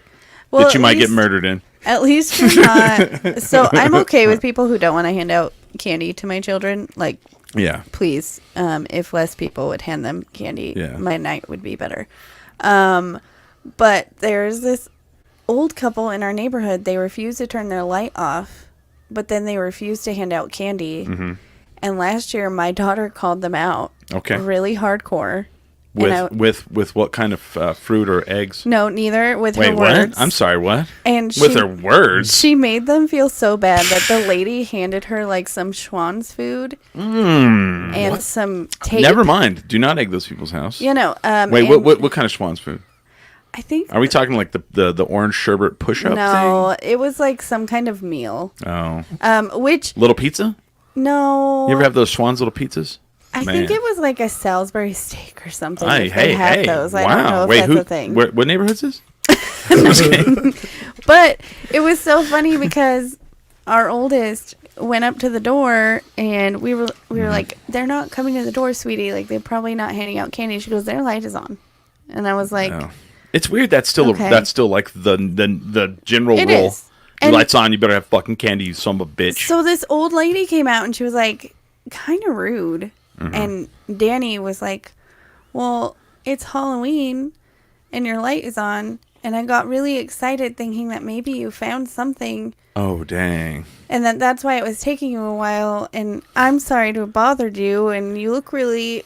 Maybe it was just really hard for you to get to the door. Anyway, she was so cute. Maybe your decrepit shit body is why it took you forever to get to the body. But she said it so sweet that the lady felt bad, and she gave her like Scotch tape and some fun stuff. Some art supplies. I think maybe like, I don't know. I think maybe. Did she break them?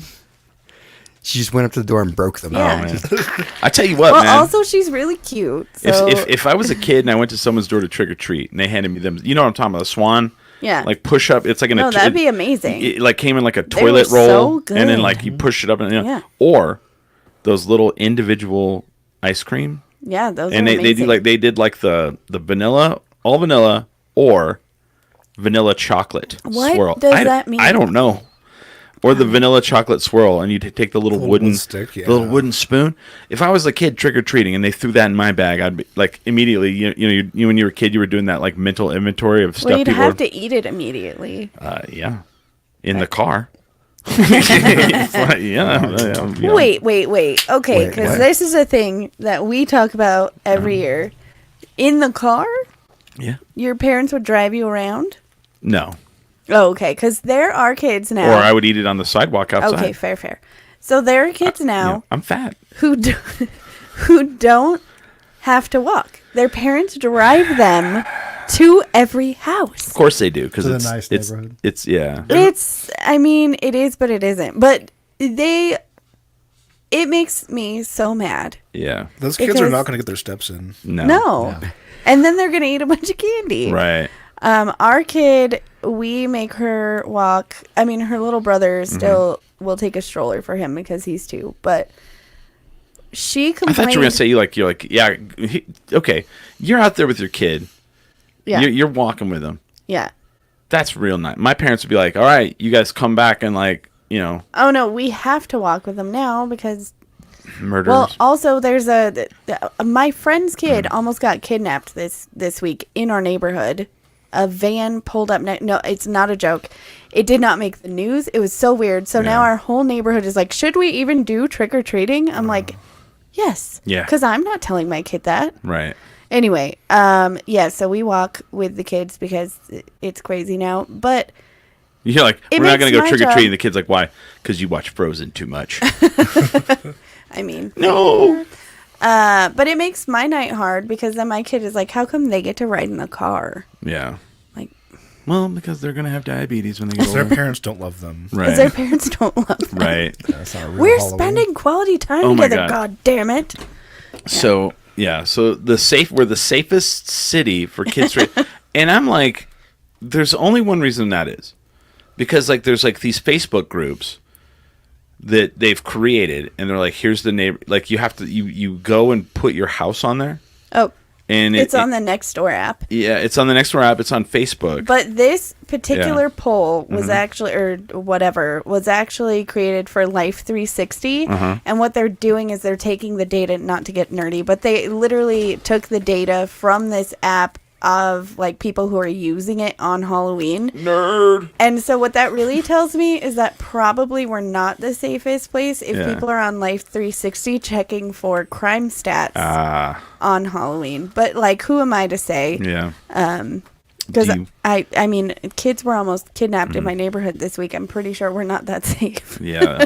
And you live in a safer area. I mean, to be fair, there can be a lot of kidnappings in a lot of cities. Yeah. They're successful, so it's true. To say. A soccer player for my soccer team's parents were kidnapped today. And you don't live in Albuquerque though. Yeah. Well, and there's also like the fear that like, well, I may go try to kidnap that kid, and then mom and dad have a fucking knife or a gun. You don't know. It's Albuquerque. You don't know. They could stab the shit out of you right away. I'm very stabby. Yeah. Right. So I was like blown away by that. Because I was like, we made number one in a thing that had safest. Yeah. Wow. Also, someone sent me this today. Oh, God. And I'm interested to see. Okay. Zach, are you from here? I'm from Santa Fe, but I've lived here. You're from New Mexico? Yes. Okay. So I'm interested in this. Chase does not live in New Mexico. Where do you live now, Chase? Yeah, Chase. Texas. Oh. Oh. Where in Texas? Interesting. Amarillo. Yeah, okay. I spent a lot of time there. Well, this might be something that's for you. I'm just kidding. You live there, though. You're just visiting, right? Yeah, I really don't have a place. Someone sent this to me. Uh-oh. And it's really interesting to me because, like, it's really funny because I've been sounding the alarm for a long time, and people were like, at first, people were like, I think you're overblowing this. Mm-hmm. And I don't think people are thinking that anymore. Okay. And I definitely don't because someone sent this to me. Okay. This is something that was posted in Taos, New Mexico. Oh, good. Hold on. I'm going to put it on you guys because I take my glasses off so I can read it. Welcome to Taos. You came here from there because you didn't like there. And now you want to change here to be like there. We are not racist, phobic, or anti-whatever you are. We simply like here the way it is, and most of us actually came here because it is not like there, wherever there was. You are welcome here, but please stop trying to make here like there. If you do not want here to be like there, you should not have left there to come here. And you're invited to leave here and go back there at your earliest convenience. A flyer that was posted all over Taos. That is fantastic. I have seen this also posted by certain family members. Yes, yeah.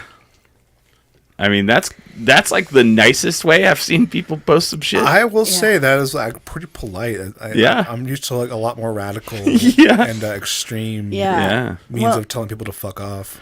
And I'll say this, man. Like, there's a coffee shop I go to that's local, and the people from there, wherever there is, are pile into it and are rude as fuck. Yeah. I saw two of them, like white, like dressed like they bought all their clothes at REI kind of folks. Like when you walk up to a place and there's one door and you're on the outside and someone's coming out, what is the etiquette on that? Open you grab the door, you open it, you let them out. These three girls were going out and this older couple just barreled through them, coming through the door. Oh my God. And I'm like, what in the fuck is wrong with you? And there's like a whole contingent of these people. So I live in one of the oldest neighborhoods in Albuquerque, and you see the BMWs, the Mercedes all of a sudden, and it's like, what in the fuck is happening here? And it's blowing my mind. I hate it, but no, like rent prices and shit. It's out of control. Out of fucking control. My rent's gone up like almost 100%. 100%. I mean, I was paying. I had a sweetheart deal for a couple of years there, and then ours doubled this year. I had a friend. his lease came up and his rent was like $1,000. And they're like, okay, on the new lease, it's going to be $1,600. I'm like, $600? Yeah. Holy fuck. Who's going to pay? I mean, it's insane. People are. It's fucking nuts. And it's like, it's crazy. And like it says, like, I don't, honestly, like, my thing is if you want to move here and you want to assimilate and you want to be a part of our culture and our community, awesome. But the moment they're like, we need a Starbucks downtown, we need a... Then I had someone tell me there is a Starbucks down. There is not. It closed down because chain shit doesn't make it. Where was that? It was on 2nd and Tajeres. It was in that like hotel. Oh yeah, it was in the Hyatt. It was in the Hyatt. Yeah. Oh yeah. Okay. And the Hyatt doesn't even exist anymore because that's how much we hate corporations. That's here. Fucking A right. We took down a Walmart here. Fucking A, we did. Oh, I fucking love that. We didn't. I don't know if we taught you. We did. People are like someone was pissing and moaning that like Walmarts are all self-checkouts now, and I was like, not in Albuquerque. Nope. Do you see this? Yeah, we broke them. So in Albuquerque, they took a bunch of the Walmarts and made all of them all self-checkout, and now they're converting them back. There's no self-checkouts. No self-checkouts. I live by the one on Carlisle, and it's like, yeah. I went in there one day, I was like, oh, there's actually like a bunch of cashiers. Like, what's? I was like, oh, you can't even self-checkout because everybody's like, I bought this TV for the price of a cucumber. That's where I thought it was going. Do you know what the funniest shit was? We're down in my girlfriend and I were down in Alamogordo, and I'm looking for like dress slacks. So we go to the Alamogordo Walmart, and you know this is a small town because as soon as I walk in, like the front door to the left is all TVs, like right away, and I'm like, oh, this is a small town. I would never last here. And if you were in Albuquerque, people would be like, TV's by the door? Fucking A. I saw a guy in the Rio Rancho Target the other day. He got taken down by a bunch of cops. I like this story already. He was carrying a TV all the way through Target, running. Yeah. And of course my child is like, what's that guy doing? And I'm like, he's stealing that TV. And she goes, what an idiot. You can't even hide TVs. But this guy, so he was carrying like a TV in one arm and he had like a bunch of other little electronics, but he kept like dropping the electronics. Oh, God. Anyway, and then when we were walking out, he was getting tackled by the cops and my child goes, karma. Oh, wow. That's amazing. No, it's just... Well, it's crazy, too. It's like, I remember there was a place called Liquor Mart on Central near the war zone, near the International District. And the company I worked for owned it. And I mean, they were like, yeah, some dude came in and he grabbed 5 boxes of Crown Royal and ran out the door. And I was like, ew.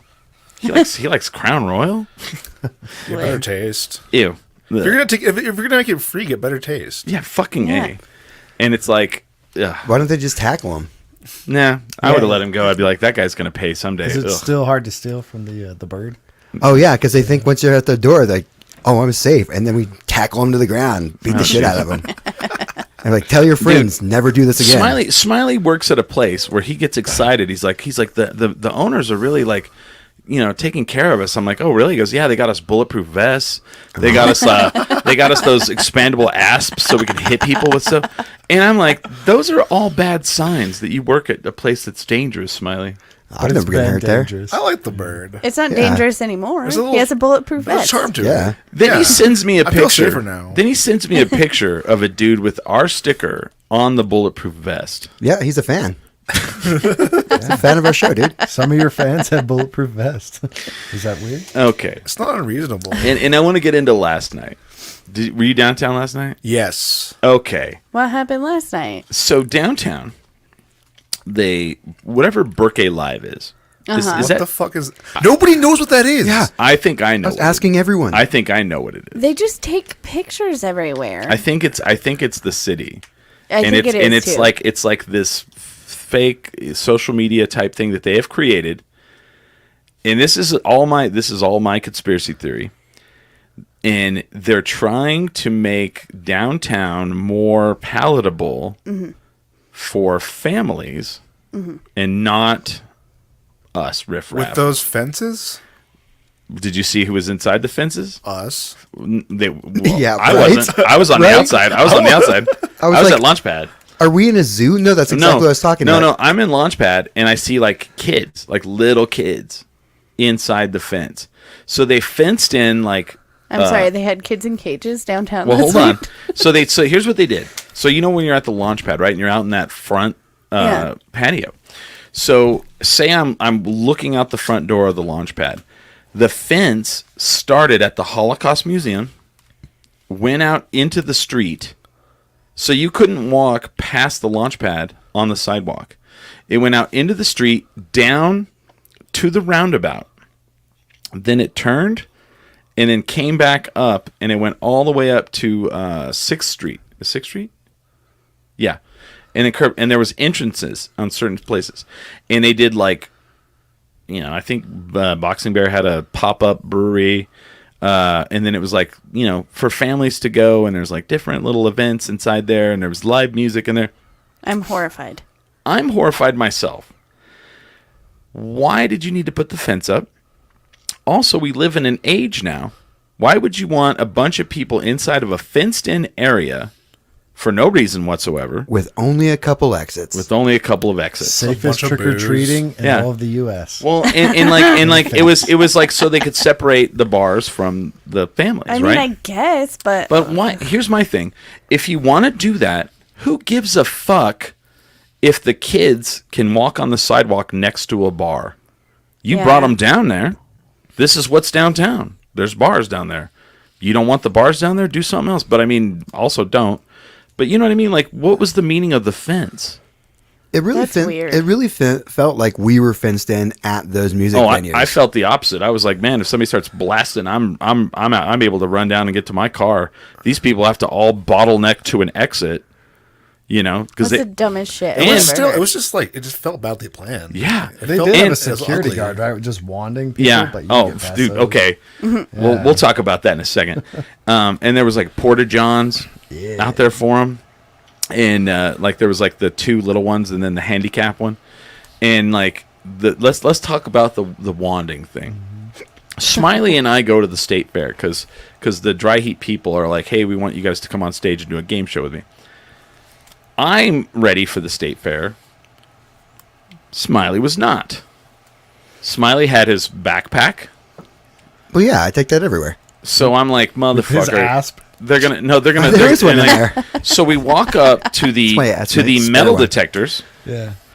And you know how you like empty your pockets, you put them to the left of the metal detector. We're all aware of this scenario. Yep. And if you have like a bag, they should search it probably. And then Smiley puts his backpack there. He's kind of freaking out about it a little bit, and he puts his backpack to the side, walks through the metal detector. Metal detector does not do a damn thing. I am covered in metal, by the way. I don't know if he has on a chain. He has on a leather bracelet with spikes on it. Like, I am covered in metal. Sets off nothing. Nothing.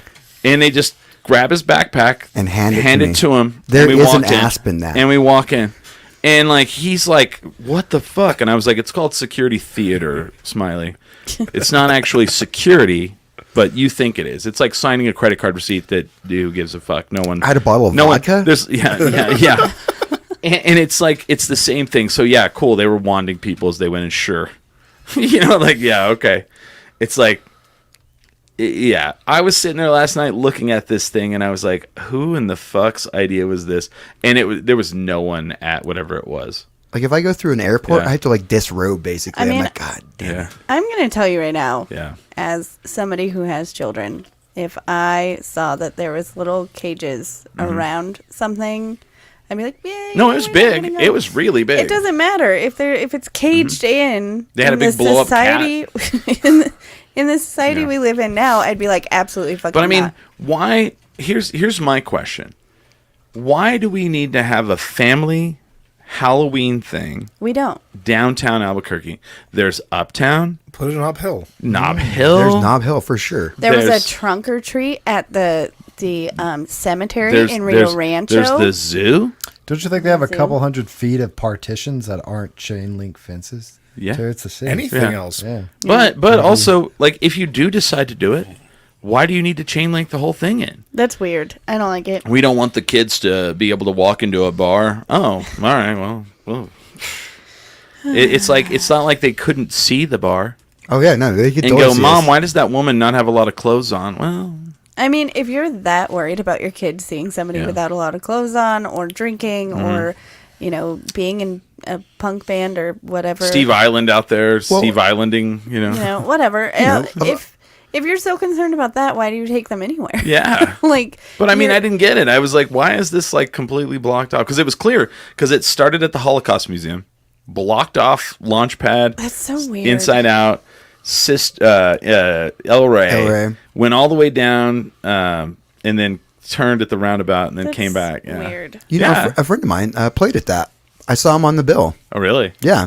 Ask him, because no one knows who this Berkeley Live is. It was Murder Bird or Mr. Dr. Bird. They played. It was Murder Bird. I did see them on the bill. And I was like, okay, there's someone I know is playing here. And how did I not hear about this? Also, there was a fucking Stranger Things carnival at that Tractor. Oh, yeah, we played that. Yeah, I mean, was there kids? There's kids allowed at that. There's kids there. Yeah. So, I mean, what is the weird fucking, like, we've got to keep the kids safe from the bars? Like, I don't know. I have a lot of mom friends. I don't know. Who I shouldn't even say mom friends, because they're not my friends, but like people who go to school with Danny. And like the difference between my child and those children that are so sheltered is like unbelievably clear. But don't take them downtown. Like, don't take them down there. But they're always the ones that are complaining about, like, well, I should be able to take my kids wherever I want. No, you shouldn't. No. If you're going to ask them to stop doing what they're doing, or you're going to get offended, or you feel like your child isn't safe, don't take them there. Because it's not everybody else's fault you got knocked up. I'll tell you a situation where that is not fucking true. I'm at Sidetrack Brewing. Very busy night. And someone has their baby there. Yeah, sure. Okay, fine. Whatever. Cool. They're sitting at the table by the back door. And the baby is on the floor, crawling around, hitting the buttons on their cooler. And I have to walk in. And it's like the path to go to the bar to get a drink. You have a baby on a nasty ass bar floor. Your baby's not going to get diseases because it's fucking filthy. That immune system is awesome. And then I step over the baby and she looks at me and she goes, he likes the lights on the cooler. And I go, yeah, apparently he's like punching them. Not all moms are this way. Not the first time. During the summer one day, I ride my electric bike over to the sidetrack. It's like the afternoon, having a beer. It's a Saturday, that back patio. The table closest to the back door on the sidetrack patio. I don't know if everybody's been there, but these people come in, and I like not pay attention to them. All of a sudden, I start noticing they're like hanging balloons on the corner of the table. Oh no! And I'm like, what the fuck? They were having their kid's birthday party at Sidetrack Brewing. Like 6-year-olds. I'm like, isn't this what Chuck E. Cheese was actually built for? Right? And they have booze there. They do. Like if I go to Chuck E. Cheese without children and drink booze, big problems. Yeah. This is where adults come. And you've now put a kid's birthday party here. That's some shit, right? That's insane. Got to make sure there's beer at the kid's birthday party. Dude, they have it at Chuck E. Cheese. They have it. Seriously, Pistol Pete's, Chuck E. Cheese, like they're like pitchers of beer. Thank you. Dude, I've gone to a kid's birthday party at Chuck E. Cheese, and it makes me feel awkward. Many times. We've been there many times for children's birthday parties. A friend of ours always had... Craig says, don't all 6-year-olds want to go to breweries? Apparently so. I mean, mine does, but her dad's a brewer. I was going to say, they could be really interested in brewing, but... Yeah. My daughter likes to do the science of brewing. Sure. So they have like a microscope and they count cells and stuff, and she learned how to do that. And so now she'll be like, "Are we going to the brew? Do you guys need a beer?" See, and we're like, "What?" Yeah. If your kid's a brewer, if your dad's a brewer, I get that. I mean, my kids think they own the place. What? Let's have Billy's 7-year-old birthday party at the brewery. But also, my kids know how to behave, and they know that I do not accept them punching buttons on anything. And then I look at my parents. I was, people are like, when was the first time you ever went to a bar? I was like, The day I was born, I think. 4? No. So, no, I did like, when I was a kid, I was very astute at like that shuffleboard game. Yeah. At the bar. Yeah. I can sleep in the noisiest places because my parents would just take me I'm to not the saying bar. my parents were right. Yeah. No, I'm not saying that either. But they just liked drinking. Yeah.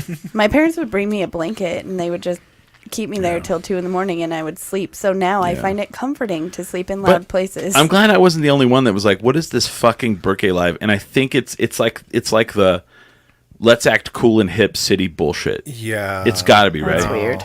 Did you see what they're doing to the underpass? They announced this week. They made a big announcement. Did they get rid of the piss smell? Well, that's no. never going to happen. It's in the concrete. I mean, yeah. It's soaked through. They're gonna build ramps that are now gonna go Skate over ramps? No. Well, I mean, yes. Yeah, nice. So they're gonna build ramps up each side that go up. So you walk up, and then you'll have to walk across the railroad tracks now to walk down to get to Edo. Because we've got to join Edo in downtown. It's like, why? Okay. Well, I mean, I guess so you don't have the people. So we can spend $20 million. So you have to wait for trains now? Or get hit by one. I don't know. Well, that sounds like a great Cool. way to die. Like directly across the tracks. Did you hear about Johnny got hit by the rail runner? Whatever, Oh, okay, fuck. No, but I guess it's better than getting stabbed underneath by a hobo. I don't know. No one's ever gotten stabbed under there. You just have to get away from the pee smell. You just shuffle through as fast as you can. There is that. But yeah, they're building ramps up the side, and they're gonna get rid of the arches. Those arches, and I was like, arches, and then they showed a picture. I was like, oh yeah. Oh, my favorite thing about this is hearing the number they're spending on these ramps. Knowing that, they're proposing that kids spend like way more time at school. Yeah. Because they think that's going to fix, what are we, 50th in the nation for education? But sure, let's build some ramps. Yeah. That sounds... I like that, like skateboard ramps. I'm like, technically, yeah. Sure. I mean, I saw some kid fucking, one day I was driving along and I look and I see some kids up on, off the side of the freeway. And I was like, what are they doing? One had like a camcorder, and I was like, oh, nice. And I pull over, and like the kid fucking ollied down the side, and another dude was filming it, and I was like, fuck yeah. I was like, hell yeah, that's some badass shit right there. So yeah, I hope so. Crazy. I hope some sweet ass stuff comes out. That's the first thing I thought of. I'm like, keep on TikTok. Let's watch sick new ramps downtown. Fuck sounds great. Let's go. Yeah. First Tray 6 down the fucking the ramps by the rail yards. Nice. Well, and it's like this whole rail. What do they keep calling it? Like this corridor where it's going to connect downtown to Sawmill and the rail yards. It's going to be like one big. Oh, okay. I think I know what they're trying to do there. That's still kind of annoying. Well, yeah, I'm sure. Could we like address some of the homeless problems? Fucking A, let's do it. I mean, we're not gonna fix them, but we'll address it. Yeah, we'll talk about it. We'll talk about it. We just won't do anything, but we need those ramps so that people can get to Edo easier. Well, I mean, they'll fix it by like they'll just not be there anymore. They'll just be somewhere else, or who knows? Like during Balloon Fiesta, where they'll just disappear. That's crazy, isn't it? Isn't it? Like I told my friend that my friends and I were like going downtown, and like I had a friend that like had been here forever, and I was like, "Hey, watch, it's Balloon Fiesta, so you don't see any homeless people downtown." And she was like, no. And we drive down there, and she's like, what the fuck? I was like, it's weird, right? Okay, that explains. I was like working a door shift. I'm like, where are they? And I was like, it's so calm down here. Like, the vibes are better. And I was like, now that I'm thinking about it, like, oh, this is right after Balloon Fiesta. Yeah. Like, I wonder why those vibes are different all of a sudden. Dude, you go downtown. This is what really pisses me off. Like, I can really go on this. The first weekend of Balloon Fiesta, you'll go downtown. They'll have, by NYPD Pizza, they'll have it coned down to one lane, and there'll be a sign up that says ride-sharing area. That's weird. Why don't we have that all the time? Then there's cops. Like, all of downtown is blocked off as it normally is. Apparently, people hate that. I don't know why. And every block, they will have 2 police cars with their lights on. Why? Cool. To make all the tourists feel safe. Sweet. Balloon Fiesta's over. Gone. All gone. No, well, and I love when they're just down. They'll be down there, and you'll see the lights flashing, like whatever small amount of them there are there at night. Yeah. And then you'll see a fight break out, or you'll see like some manner of like bullshit going on, and they're nowhere to be found. Right. Ever. Yeah. And then like one of these fake like fucking downtown Instagram accounts that's ran probably by the city or whatever. So there was a bunch of people trying to get rid of the barricades. Did you know this? There was like this big push for the like to keep the streets closed. Yeah, people like are like, we need the streets open. For what? What? Yeah, and like I don't want to say I think I've already made them mad. There was 2 businesses downtown that it's the businesses. They're like, this affects our businesses because people can't see it, and I'm like, you want them to shoot it up? Because like if you let cars drive through on a Friday, Saturday night, your place could get shot up. Well, and I feel like the foot traffic and like the ability, like I don't know, I love that you could just walk on the street. Yes, it's great. Yes, and they used to let the food trucks down there. And well, that's a whole nother bullshit. I saw that. God. It sucks. Do you know what the bullshit it was with that? No, I don't. Okay, some fuckhead genius at City Hall decided they were going to build a food truck parking lot. Yes, a court for food truck court, and they're going to try to build another one like I saw like on the west side. So they built it over there by that tattoo parlor, 4th and Cole. You know what I'm talking about? Yeah, by Por Vita. Yeah, it's like catty corner to Por Vita. Okay, and you know how many food trucks park there? None. Why would you park there? There's nobody it's the stupidest idea. No one's over there. So no one's even going to walk over there. So then someone probably called them out and said, "What a fucking waste of money." So then they're like, "Well, what we need to do is not allow any of the food trucks on Central anymore," and that's now a thing.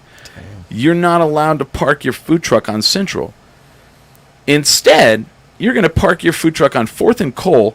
So say a woman who's by herself now needs to walk from Central to 4th and Cole through a poorly lit, shitty area. Awesome idea. Yeah. So instead, the food trucks are like, well, we'll just park on the corner of Central and 7th, 8th, 9th, whatever. And done. Until the city's like, you can't park on the side. Like, they're going to do something. No, it's so stupid. It's so dumb. We had like a really good arrangement where the food trucks were right there. You could come, like, people would get out of the clubs and patronize the food trucks. Yep.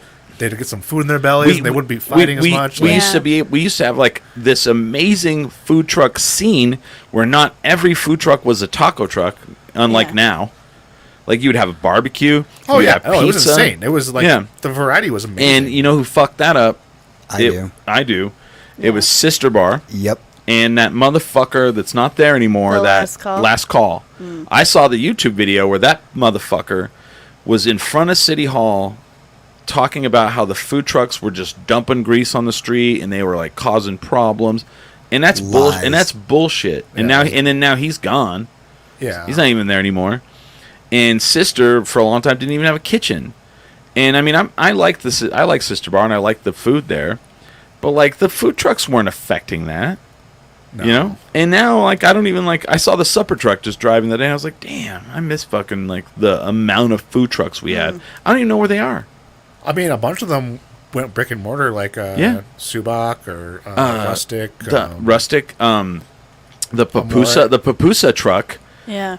Is opening one over on 4th Street like this weekend. Oh, nice. Yeah. Nice. Man, I love that food truck. Stuffed Less is at Ex Novo on the weekends. Yeah. I shouldn't say this. My girlfriend's going to get fucking pissed. That Papusa truck is like the college food. Like, when you were in college, like you would like find, or like when you're young and just super broke, you find like the best deals. That Papusa truck, you go up there and it's like, yeah, I'll eat. You know what a Papusa is, right? Everybody knows what that is? Okay. Chase is like, he lives in Texas. He's like, I don't know what it is. I don't know. It's like a flat tamale, like without the corn wrapper. It's like South America, but it's amazing. It's like full of like beans or full of asada or full of whatever. You can go and get like at that food truck. Like, you know how you go to a food truck and you're like, I'll have a hamburger and I'll have fries and I'll be like, that'll be $18.50. Yeah. And you're like, shit. and it's like weirdly more expensive because they drove here. like apparently like not paying property tax makes everything more expensive. Anyway, you go to that pupusa truck, and I can have like 1.5. They're like $3.50 a pupusa, and I'm like, I'm sorry, for $7 I can be like, I might throw up full. Okay, like they're like ho ho but good. You know, nice. I remember ho ho. You know, like I said ho ho, and he went, oh. The name I haven't heard in like such a long time. Are they not around anymore? Yeah. No way. Yeah. I'm pretty sure they're still right there next to that deli. Well, I don't know. I don't know if the ho ho on Montgomery or what is it? Montgomery and like I want to say San Mateo. Yeah. I don't know if that one's there, but the ho ho over on San Pedro I think is still there. Oh, okay. I thought you meant the one on Yale. Oh no, I don't think that one's there. No, I was not been there. Does everyone here know what ho ho is? Yes. Yeah. You know what ho ho is? Oh, of course. I was like, you've been poor. Yeah, the cheapest like giant amount of Jesus. food you can get. So on a budget. ho ho would be like, I remember it was however much you can it was like stuff into that container. $4.25. Yeah. And it's like the shittiest, best Chinese food you could eat. Like it was like the most palatable, shitty Chinese food you could eat. Right? So salty. And like Speaking of shits, they would put it. They would like you would get. Was it 3 items? Or yeah, two, it was 3, usually like a base. And then like you would walk in, meats. and it was like, and I'm sure every city has a place like this. You'd walk in, and it would have like, you know, like General Cho's chicken, like, you know, or General Tso's chicken or whatever, like all the different things, and you picked 3, and then like noodles or rice, $4.25, and they would put it in the white clamshell to go container, and they would have to like Dagwood pack it down. Yeah. And like lo mein noodles would be like piling out of the sides of it. And it was like if you were poor, just come home with a greasy bag. It was like 2 to 3 meals maybe. Right? Yeah, no, I would get it for lunch and then have the leftovers for dinner. Oh yeah. Regularly. And you were like, I feel like shit afterwards. Yeah. Like you're at the Coinstar and you're like I had to go to the Coinstar, dude. I had to go like, we're gonna get some ho ho. I had to go to the emergency room after eating ho ho one time. Everybody's been to the emergency room after ho ho. And I told the doctor like what happened, and they were like, "You have food poisoning. Go home. Like we can't. Like you're an idiot." They literally and they're like, "You should never go there." The next week you're like, "Yeah, I was at ho ho again, man." No, I don't think I've ever eaten. We found $3 in the cushions. Fuck, man, ho, yeah.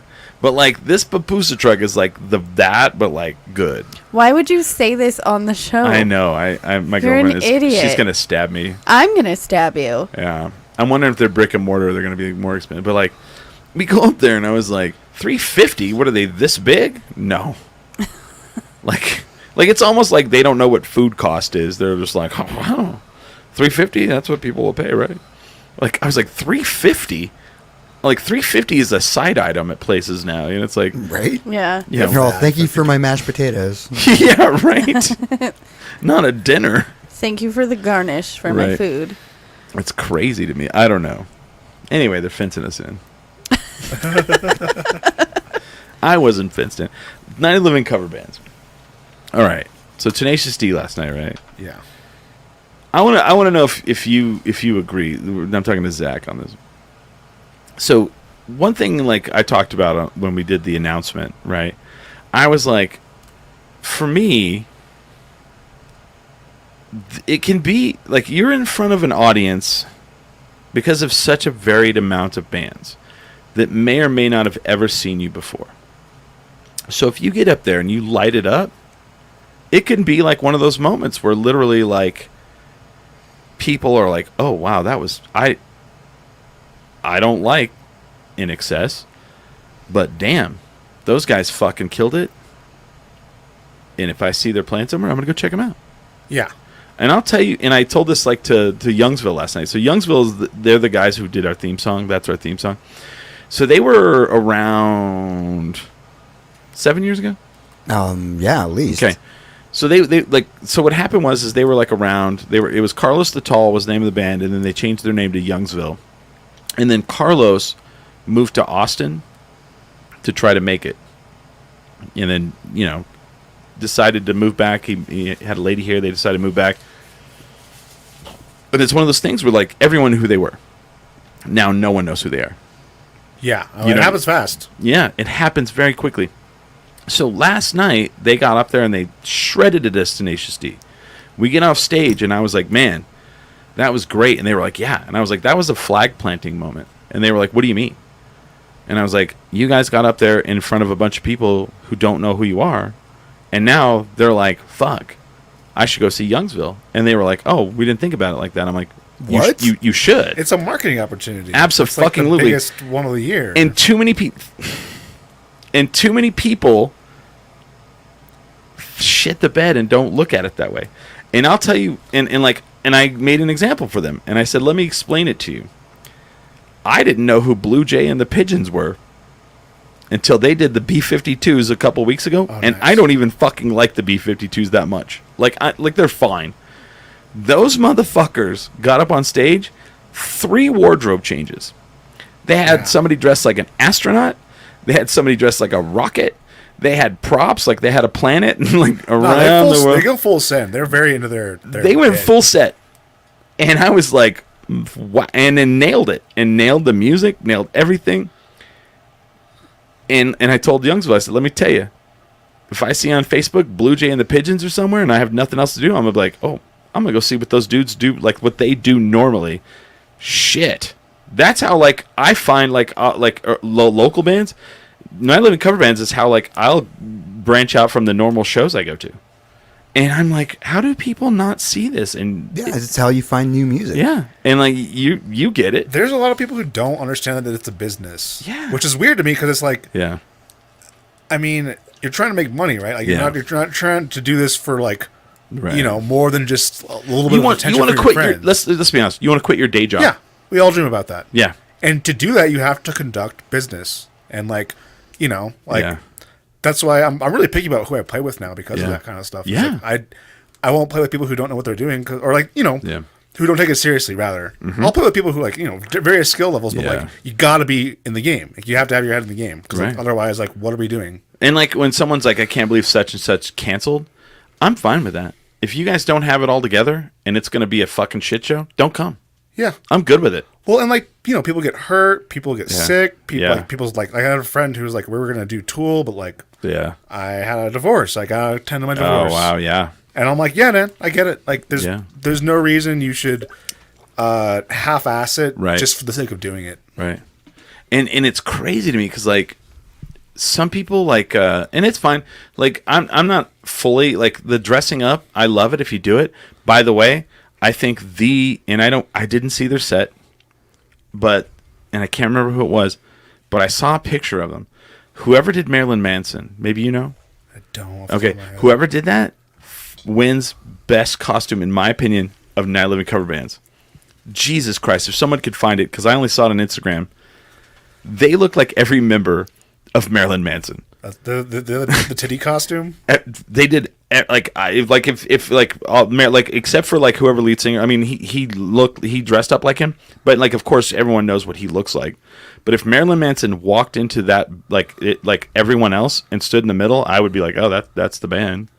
I would have not known any different. I was like, holy Jesus Christ! Like, who did the makeup and the fucking wardrobe for these people? And that's to me, and I saw you guys nailed it, and I'm not an NXS person, but as soon as you got it, what I love to do is go and take a picture of that list at the door, and then I'm like, and then all of a sudden the bands go up, and I'm like, I'm not a fan of this band, and then of the bands being covered, and then I know 3 out of the 4 songs, and I know every word, and I'm it's a great time to realize that you there's blind spots in your taste or stuff you don't even know you like or didn't realize someone was like, we're gonna do Metric, and I was like, I don't know who Metric is. What? That's my favorite band. I know, and then I get up there and I'm like, oh, the band that did that I wear a T-shirt of. That's in one of your favorite movies. They did Scott Pilgrim versus the World. Oh, okay. They were Clash at Demon Head. Yeah, all those songs, and I'm like, oh my god. I'll never forget when Sorry Wedo did Flow Rider. Yeah, Flow Rida.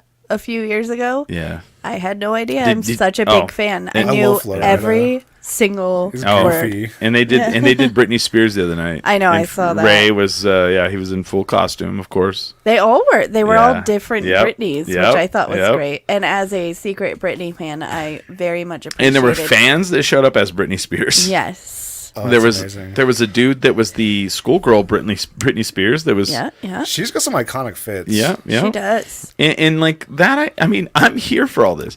I'm here for the people that are the theatrics and then like nail it and then it's weird to me because people are like, oh, you want them to sing exactly like him? I'm like, maybe or not. If you can fucking come in and be like, normally we're a ska band, but we're gonna do Radiohead, but we do it ska. I'm fucking here for that too. That's not a bad idea. You know what I mean? I'm if it happens, it happens, and I'm like, cool. As long as you commit to the bit. Yeah, and have a really good time with it.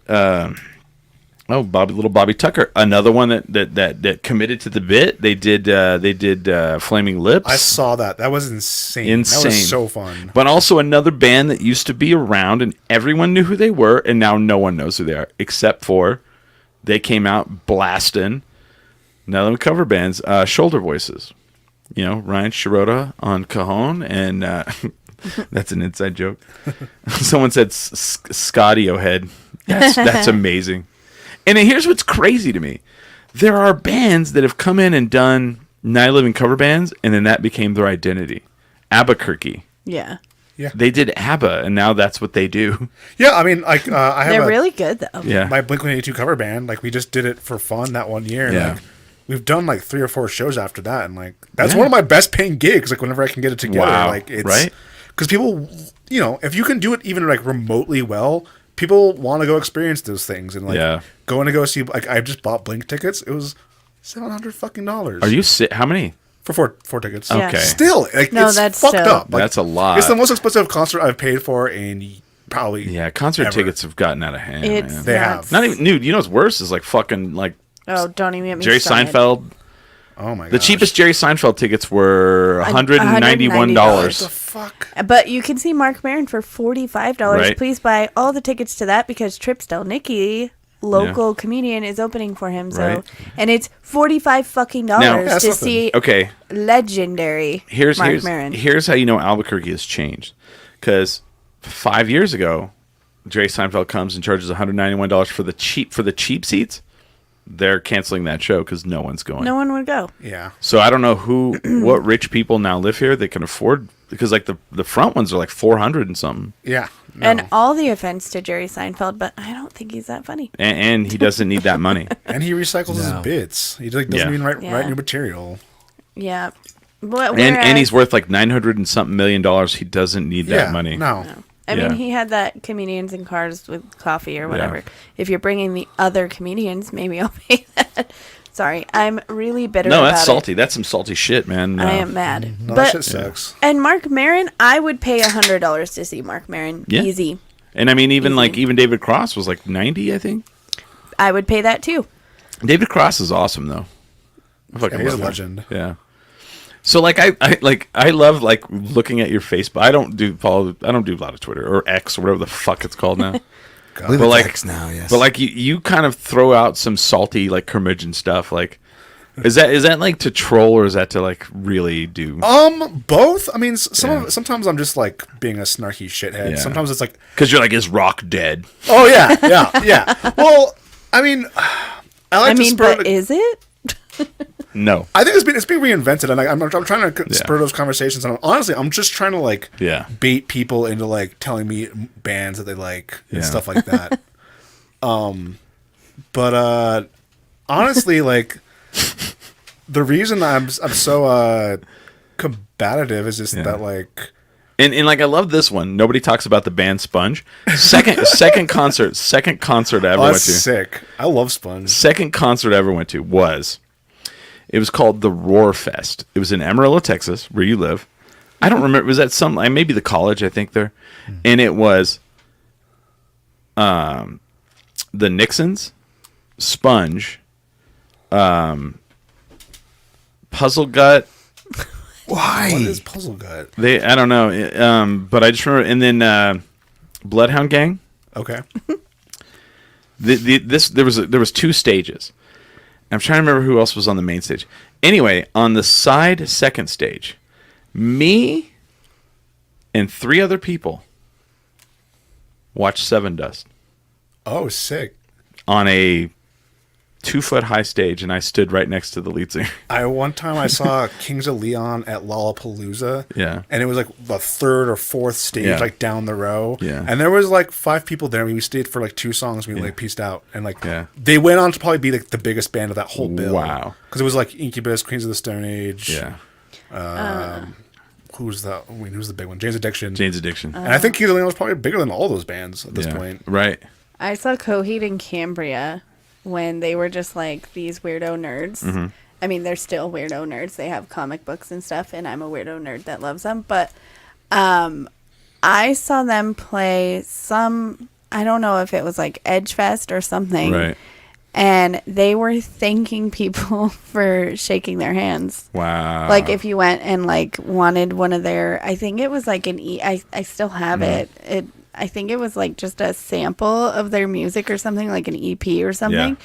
And if you asked them to sign it, they were like thanking people for talking to them. Jesus. Well, so there's something I have to talk about on this show, the Sponge one, right? So this was the last night of this particular tour. So the Bloodhound Gang gets done, and like Sponge was after them, and Nixon's were last. And the Nixons were like, they had that one song. They were basically like a Pearl Jam, like, you know, kind of a ripoff, kind of a little bit, yeah. I think the song was called like Sister or something like that. Anyway, but Sponge comes up there, and the lead singer comes out, and they start playing, and he grabs the mic stand by the bottom and fucking starts smashing it on the stage. Just bam, bam, just breaks it in half. Rhodey comes out, brings another one. Grabs it, smashes it, bam. This is the second concert I've ever been to. He's just fucking smashing it. And I'm like, the fuck? He does 5 of them. They play, and then when they did Rotting Pinata, a pinata of Barney came down, and he smashed it with a microphone stand, threw it in the crowd, jumped in the crowd. He was crowd surfing around. Comes back on stage, and like, you know, people are fucking going nuts, right? The Nixons come out. Guitar player lights his guitar on fire, starts swinging it over his head, like by the guitar strap, smashes it on the stage, and he's like, after that last set, I feel like we needed to really light shit up. And I'm thinking, like, concerts are amazing. This is awesome. This is how all concerts are. It's all downhill from there, man. So hold on. It gets crazier. The Nixons get done, and they're like, we've got one more song, and they sing Sister, blah, blah. Everybody goes crazy. And he goes, I kind of lied. I think we got one more song to do. And he's all, we haven't really rehearsed this too much, but I'm going to need every one of the bands to come up here on stage, and we're going to do this together. And the lead singer of fucking Sponge goes to the drums and starts playing on the drums. And every one of the band's lead singers take turns singing I Want to Rock and Roll All Night and Party Every Day. And then as soon as their part's done, they stage dive into the fucking crowd, right? Till the last guy, and it's the lead singer of the Nixons, he gets done, and he runs and fucking jumps into the drums, smashing drums as he lands into them. And I'm like, dude, concerts are fucking amazing. And then I go out, and I am in the fucking concourse, and Evil Jared from the Bloodhound Gang is out there because you couldn't miss him. He's 6'8", and he had only a diaper on and a large purple mohawk. And he autographed my ticket, and I was like, I need to go to more concerts. And it was all downhill from there. If they were on a tour and they did that every night, right? How much money did they spend? It was amazing. And I was like, dude, it's rock and roll, man. Buck, yeah. And nothing ever like that ever happened again.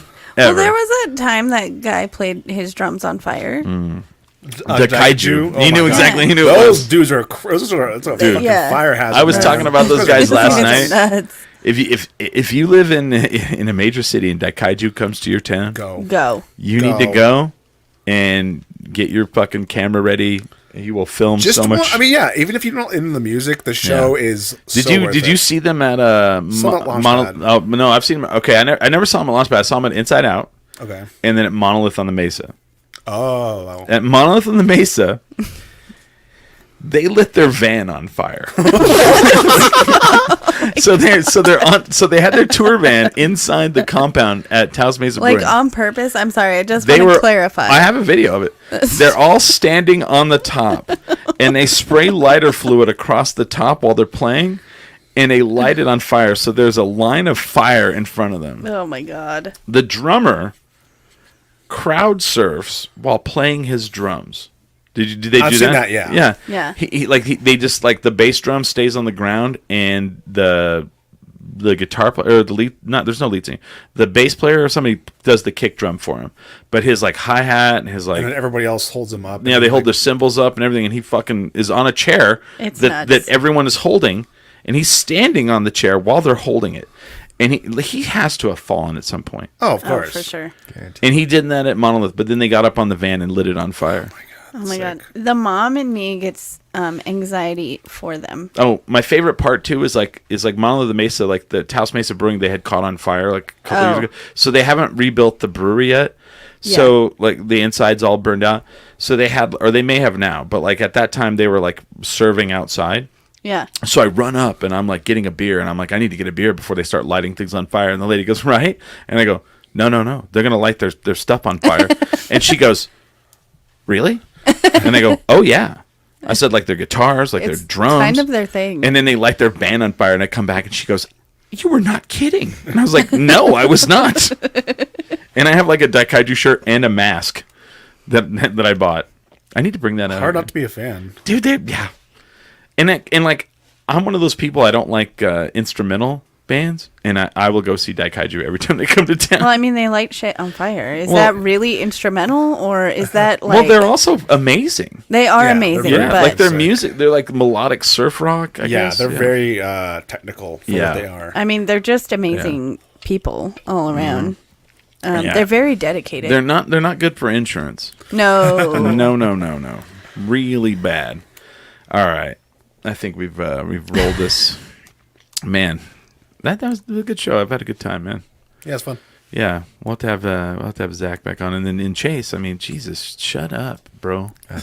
How are you doing? I mean, let's. Are you okay? Yeah. Nice. Are you feeling okay? How's Amarillo? Yeah. It's really cold. By morning right now. It's cold in here.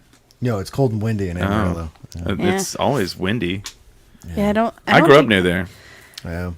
I think the only thing they still have going is the free steak if you can finish it. So. Oh, there's Cadillac Ranch. Is it still there? Cadillac Ranch is not gone, right? No, Cadillac Ranch is definitely there. I forget about it. I drive by it a lot. There's good wrestling there. I know there's wrestling promotions there. One of your all-time favorites passed away, and they did a Terry Funk. Terry Funk. Yeah, the great Terry. Yeah. He's like, Chris, I died.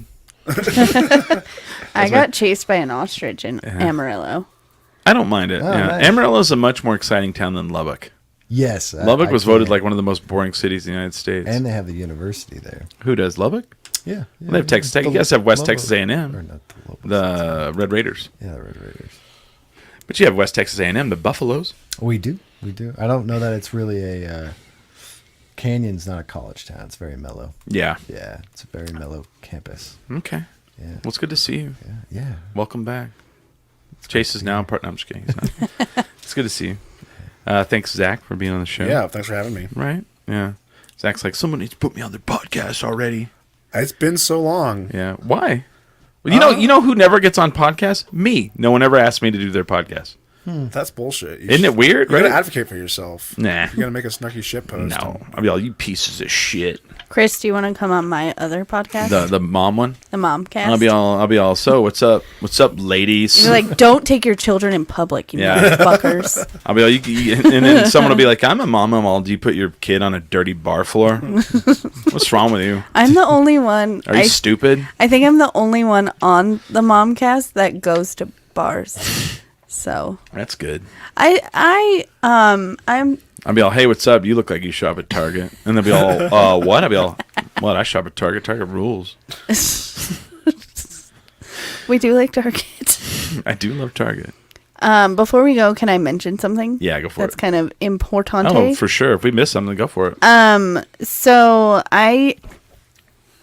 man, how do I even bring this up? Uh-oh. So it's very rare that a comedian that I worked with one time really influences me. Oh, okay. And this is a good thing. It's not it's not great, but it's a good thing. And I worked with a comedian when I did a show in Alamogordo, and he's from El Paso, and his name is Israel Garcia. Oh yeah. Okay. And he also goes by like One Bad Comic. And a few months ago, he was diagnosed with cancer. Oh. And he did a special, this crazy special about his experience with cancer. And he did this special, and then he found out that his cancer is pretty serious. Pretty serious. So his special is coming out on November 1st on YouTube, and I would really enjoy it, and I think everybody else would really enjoy it. He's amazing and super talented, and he's talking about something really vulnerable. But if you could give it a watch on YouTube on the 1st, I think that would mean a lot to him. And if you live in El Paso, there's also going to be a benefit show for him.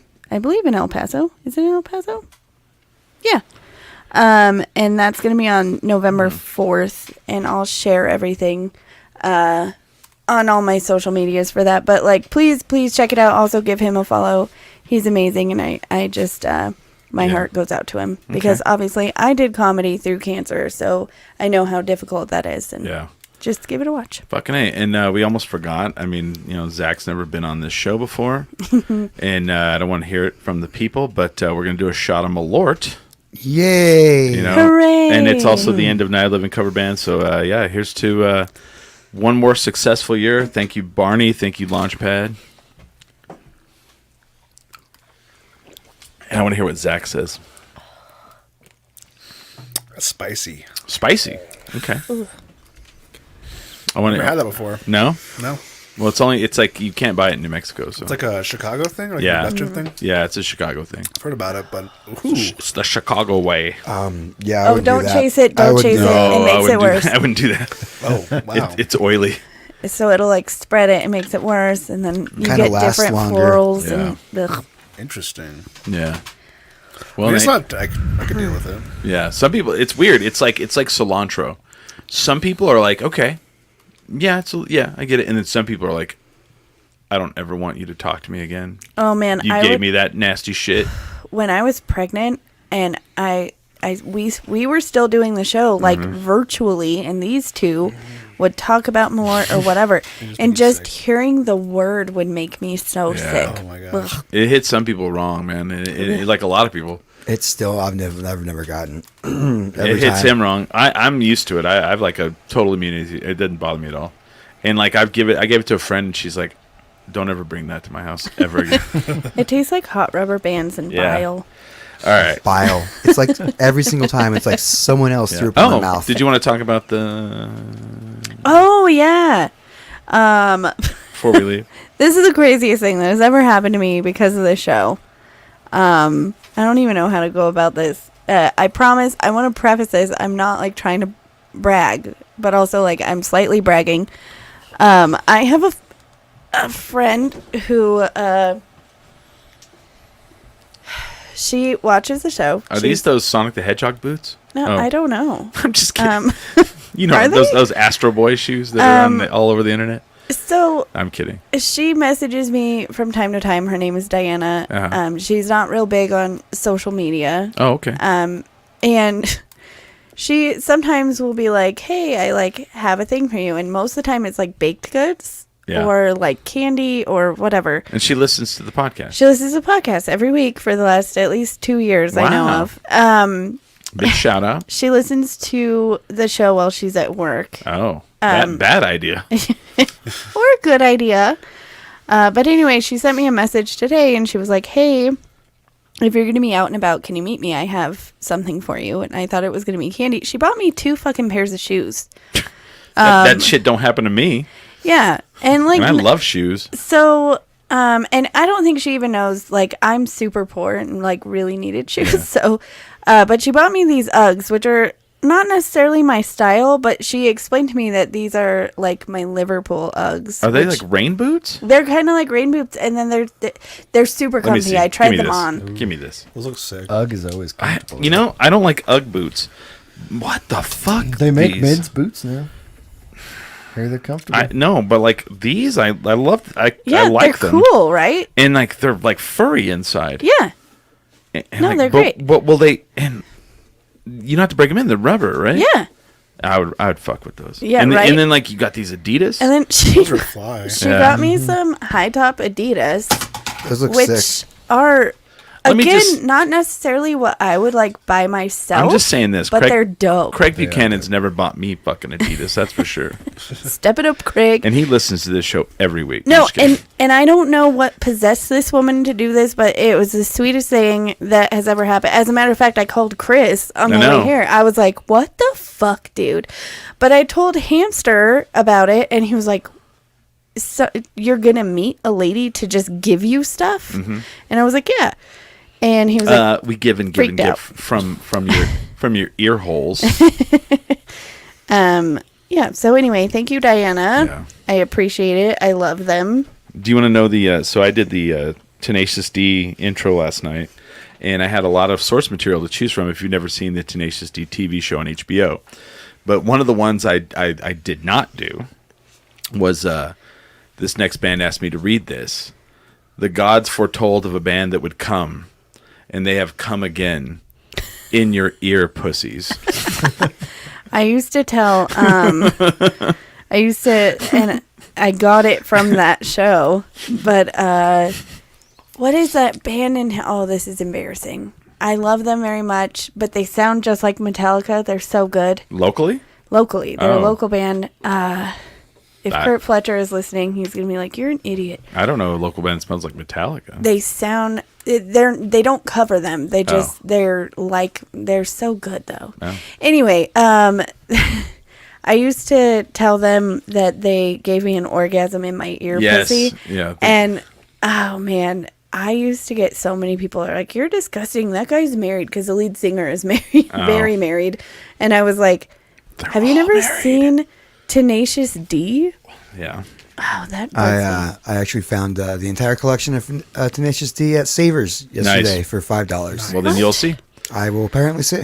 Yeah. So anyway, if you go on my Instagram, there's a reel of me doing the intro, and if you're in our 10 Drink Minimum fan group. Yes. I actually posted the video of me doing it on there before I posted it anywhere else. Yeah. Like last night, and then I waited till this morning to post it on any of the social media. So if you're wanting to get into a fun group, Holly Ann and I like to post a lot of things in there. She posted in there today, like what candy are you giving out for Halloween? And I really did it because I knew Chris was going to post what he replied yeah today. She's like, what candy? I knew it was gonna happen. I posted that like black and orange wrapped candy. I was like, this is what I'm giving out because I want my house I want my house egged. But like go on Facebook. We have a 10 Drink Minimum fan group. It's a lot of fun, and I put polls in there from time to time. I'm so glad you love it. So I do. I actually do like it a lot. It was my idea, and Chris wasn't like 100% sold on it when I was like, no, this like he thought it was a good idea. I just didn't. Yeah, I didn't think it'd be as fun as it is. It's fun. He loves it. He's embraced it. Yeah, I'm a big Facebook groups guy, so I'll check it out. You should get in there and I'm in a lot of groups. That's where I get my really spicy takes. But only if you put really spicy takes in our group. All right. Otherwise, don't bother. Just no hate speech or anything like that. Well, yeah, I mean, those are my, if you're from there and you want there to be here, not in our group. Yeah. All right, we're gonna get out of here. Thank you guys for watching. With that, we are 10 Drink Minimum.